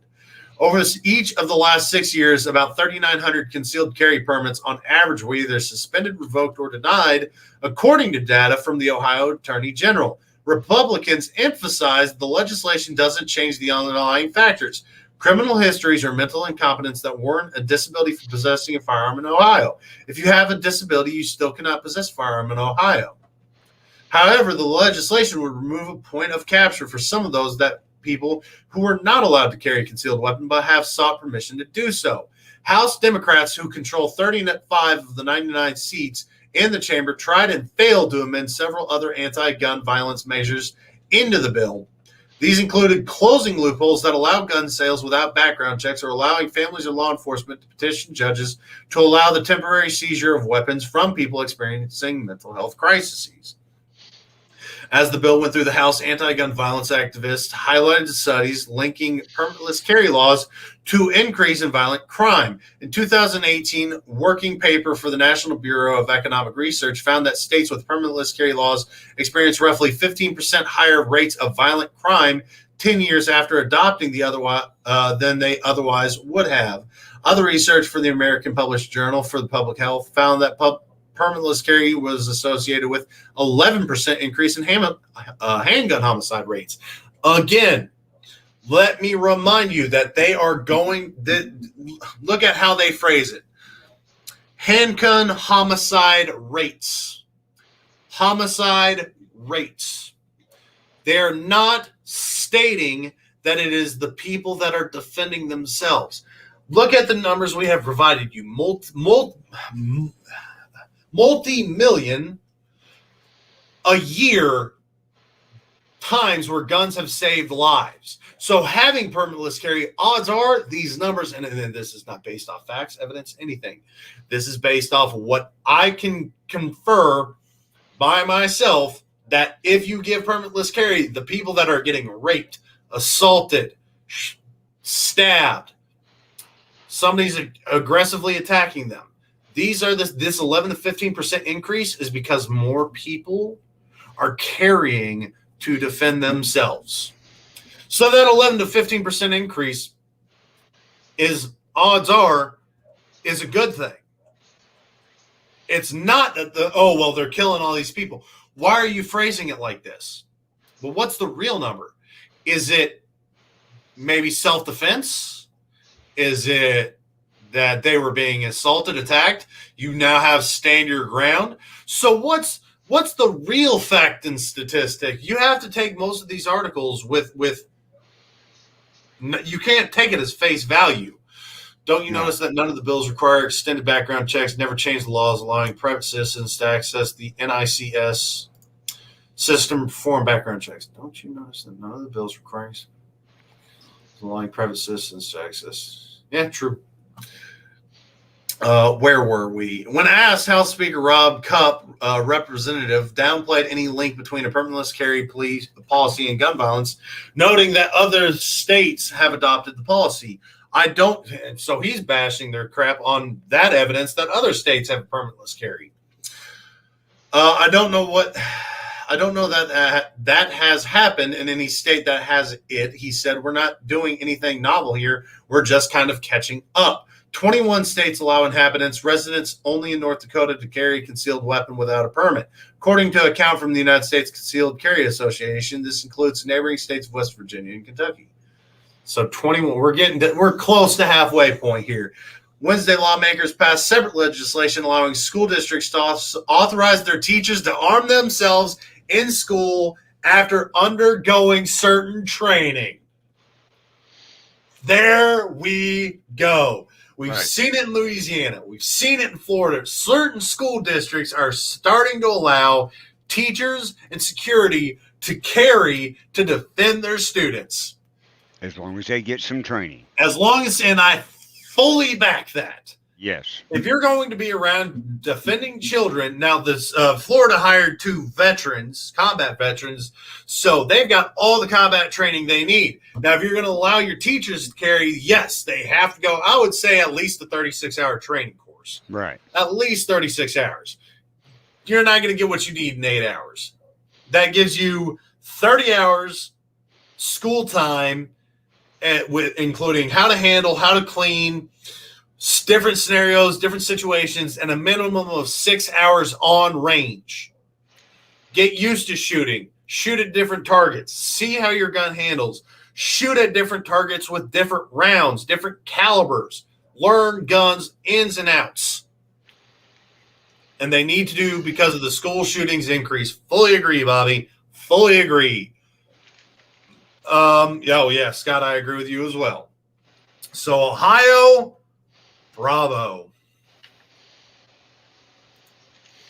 I love covering news like this. I love finding more and more states passing stand your ground laws, constitutional carry, and the protection of our future. Now, I'd love to see laws passed that teachers can't teach their own biases. That irritates. Why can you have a Black Lives Matter or an Antifa flag in school, but the America flag is banned? Why do we have to teach about racial crap? Teach them history, teach them math, teach them science, teach them the core values. And I think high schools should teach you how to balance a checkbook, how to apply for home loans, what kind of things you need to know in the future. Stop pushing that colleges that go to. Teach them about trade schools. Let there be wood shop. Let there be car repair shops. But you cannot teach about your political belief. If you get caught teaching your political values in a school, well, you have to vote Democrat for this reason. You're gone, and you can no longer work in a school ever. You didn't follow basic, simple instructions. You taught kids. They need to learn to judge for themselves. That's why I can't agree with all these stars and athletes pushing their political crap. You're too much of an influence on children. Play your stupid game. Act in your stupid movie, make your millions of dollars, sit down, shut up, and go on with your own damn life. But you make more than enough money to do whatever the hell you want with. Shut the hell up. That's the way this country's becoming, though. I'm going to give you a perfect example. Tomorrow is going to be a wild day. After I take Luke down to his school, I got to go to Cameron to Cassidy's school with her mom and dad. Cassidy just had hip surgery where, she's got cerebral palsy in that one leg, right? So they had to go in, break the hip, break the femur, put the bolt down through the femur, and fasten it up, right? So she's going to be in a wheelchair for 2 to 3 weeks until she gets the strength to get back up. You know what her high school is telling her? What's that? She cannot be in a wheelchair to go to school. What? Yep. If So she you doesn't, are- if she doesn't show up to school, she will be expelled. And she is on the A honor roll. So you're telling me she has to school up or she's kicked out of school and she can't show up in a wheelchair or she's not going to be allowed into school. Right. Get a lawyer. That is ableist at its finest. Oh, we're That gonna. is- We're gonna. As soon as we get done talking, because we already set an appointment up. We found this out Friday. We set an appointment up with the principal, the superintendent, and we're going to be going to the Board of Education with the attorney because, it's a 2-story school in certain parts, right? And she has classes downstairs and upstairs. There is no way for a wheelchair to get from downstairs to upstairs. But yet, they could sit there and put $5 million into a brand new performing arts building this year at the school. So we are going down there. If they want to, when I get done, if they want to treat me as a grandparent terrorist, hey, the fight will be on. Yeah, that's complete. Yeah, Scott, that's 100% against the American Disability Association. So tomorrow sometime, everybody just stay tuned to the Bill of Rights Network. You may see me live at that school. Because I am going to throw the biggest fit you can imagine. Oh yeah, I'd be taking that school board to no, you're done. Oh, yeah. They're going to be totally done. That's ridiculous. That is Uh-huh. can't be in a wheelchair. What would happen if she was in a car accident, I wish I so I paralyzed, was or she's paralyzed from the waist down and had to be in a wheelchair? You're I telling mean- me she can't go to school? I should have sued my last company because I got sent home for having to use a cane because I didn't let them know. When in every single bit of paperwork I had let them know I have disability. Mm-hmm. I wish I would have. It's a little past that point. But you know what? You live This and is learn. going to be. This is going to be. This no sue Yeah. these and I would be looking for a different school district real fast. Oh yeah. If not homeschool, we're done. I know. Schools are going to start losing business. Like, no, dude, you're teaching your biases. You're against the ADA. You're telling me I can't have my kid in a wheelchair. Next, you're going to tell me my kid can't be autistic or on the spectrum any. Mhm. So you can go to hell. Oh yeah. The fight is on. So what are you looking up? I'm trying to find that damn video about the Duramax still. Oh, are you?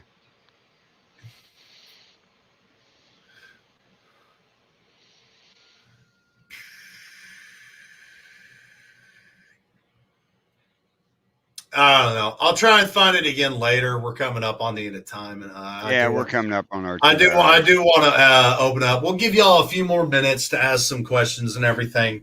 Right. But the video, and if you can find it, please send it to me so I can show it next week. But Kyle Rittenhouse is sitting up there, and the prosecutor was talking about how the Duramax is on fire and everything like that. And he asks, well, what was so urgent that you had to run? It was a fire. Yeah. Like, if you didn't see, look, the prosecutor was by all means either retarded or just fishing for him to say something wrong. So now I've caught you in a lie. Well, he wasn't lying. He clearly wasn't lying about anything. So No, he wasn't. obviously you're having that prosecutor needs to be disbarred easily at the minimum. Mhm. Yeah, the prosecution, Scott, 100%. Prosecution They didn't have a leg, let alone a toe to stand on. The thing about it, every criminal up there is going to want to be prosecuted by that prosecutor. Because they got a good chance they can get off. That guy is stupid. Yeah. But we'll give y'all, let's say, 10 minutes. Yeah, We'll give you 10 minutes. Questions, concerns, bitches, gripes, rights, lost alibis, any statements, anything you want us to talk about, we'll give a couple minutes. We do want to see y'all interact more. Y'all are real quiet. Do y'all like the new time slot? Do you want us to move it back a little bit? Do you want to move up a little bit? Anything y'all want us to bring up, let us know. And we'll 2:10, we'll wrap up and we'll shut down. So, but yeah, I got to get dinner or lunch first. I'm still thinking about maybe pushing that off to Wednesday. No, I'm trying to eat mine before it gets cold. Yeah, I cleaned yesterday, and I cleaned the house, cleaned the kitchen. I got to go clean the kitchen some more. I don't want to. I guess since we're after the hour, so I'm pushing. I'll talk personal for a little bit. I'm pushing for a pay raise, and it's been a long fight, and I didn't think it would be this big of a if you want some training, start competition shooting at 500. 3 years, badass with her. 2 months of training. Don't get me wrong, Scott, I like competition shooting. I just would rather see tactical training more than anything. And what I mean is competition shooting, you're doing time frames, specific targets, mostly metal and paper. Whereas tactical training, I'd like to see ballistic dummies. I'd like to see aggressors, paintball, airsoft kind of situations where you're dealing with people-to-people situations in confines and rooms, parking lots, garages, gas stations, different things like that.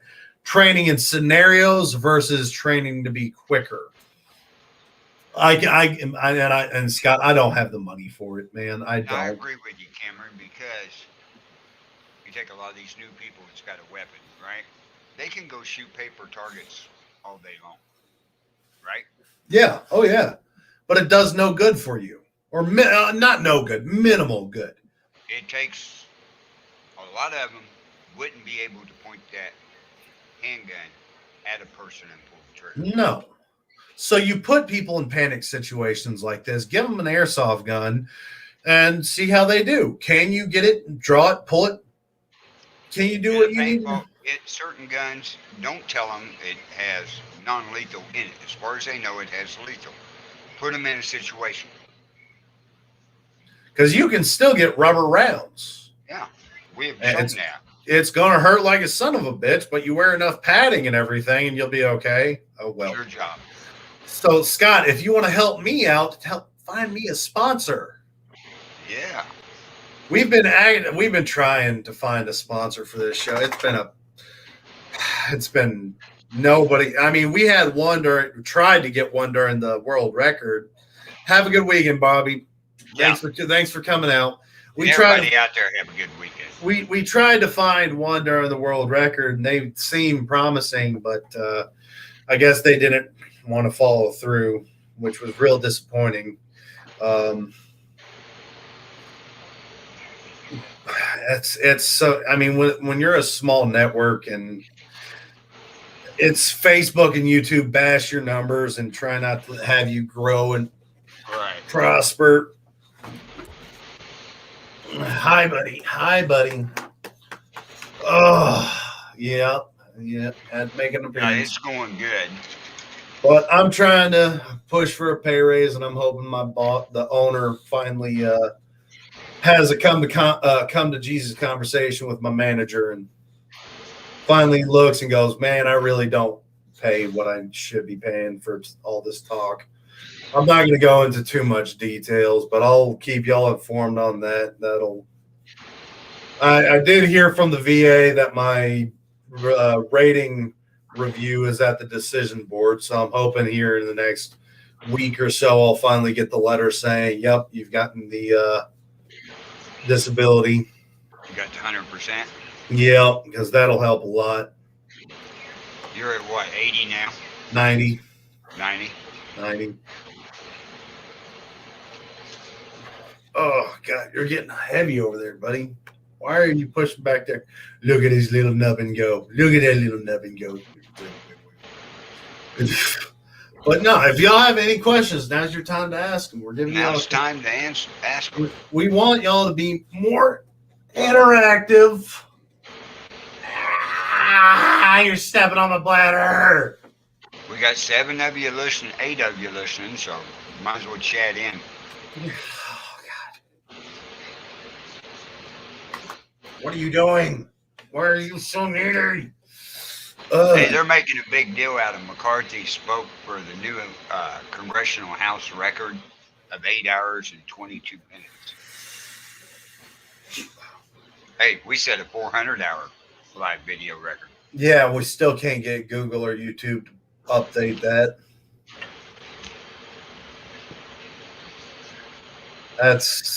It blows my mind that they don't want to, unless they're spending a month reviewing everything and making sure we're going 400 hours. Right. Unless they had somebody sitting there watching it. Yeah. That's their fault. They could have been watching it the entire time if they would have listened. Yep.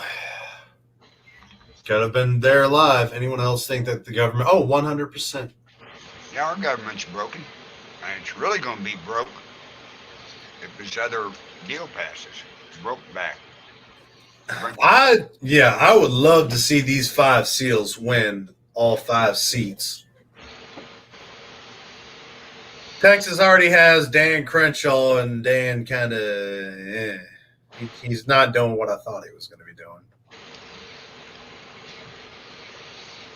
We got some pretty good ones up here running right now. And if you know anybody that would like to be a guest on the show, we are trying to find some more guests. Right.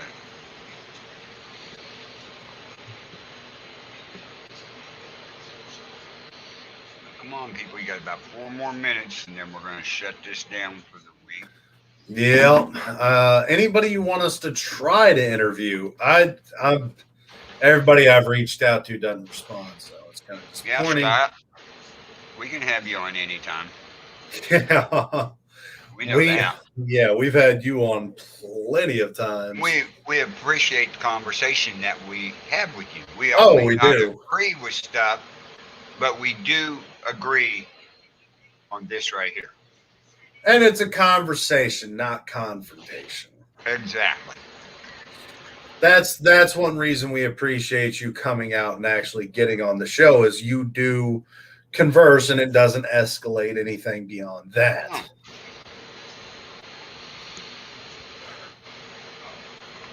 May do that next week. Maybe. Man, y'all are way too quiet. I may have to talk to him about bringing his show over here. True. We are looking to add some more shows. He is different on his show than what he is on our show. I'll grant you that. I watch his videos.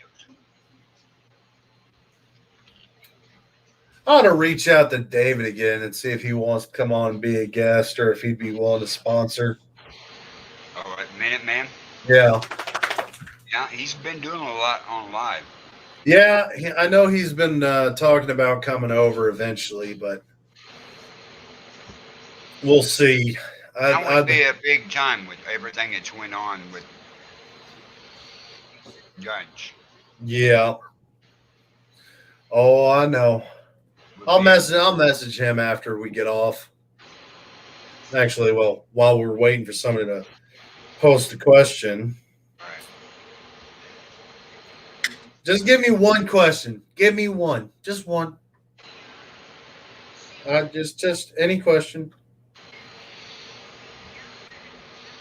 And everybody get together, family and friends, for a great Thanksgiving this year.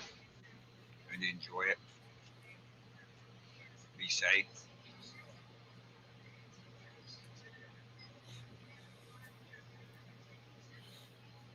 Yeah, Scott, that's no problem.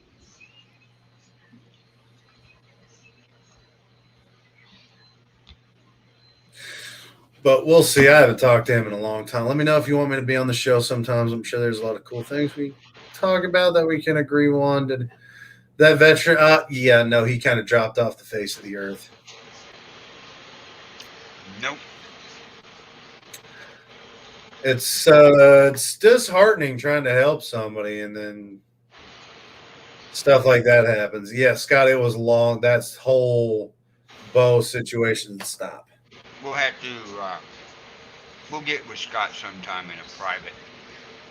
Yeah, we'll have to let him know what kind of happened with As that. soon as we know everything that's going on. Well, it's a lot more than just that there, Scott. It's what happened with Bo and Ruger and all them. We're pretty sure there was a lot of lying happening. Yep. So it's disheartening. It's been a long couple months. Yeah, it's just I have been fighting some demons myself. It's been a long year, Yep. to say the least. We were real hopeful we were going to get brought on with Newsmax. We were real hoping we were going to find a lawyer from the NRA. Still hadn't gotten back to me.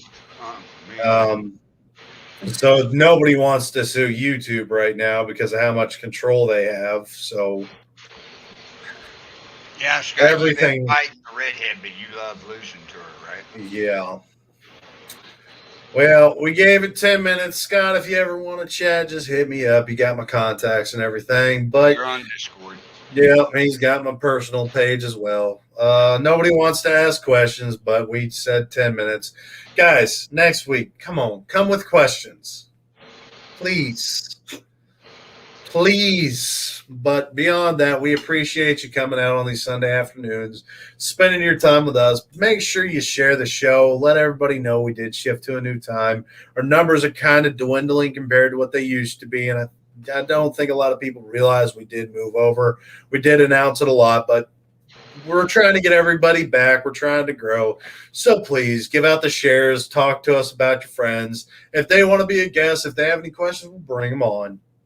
We'd love to see that continuous growth that we were getting. We look forward to seeing you again next week. Please be sure to check out HDX Renegade Radio, TDC and Simple Man. Be sure to check out A People's Voice with Voraciously Vincent and Things Network, where you can find Carl and myself doing the Paranormal Nation Radio Not So Normal With Denise Pridemore. And we'll see y'all next week. As always, I'm Cameron. And I'm Carl. And this is the Second Amendment Ranch. Y'all have a good night.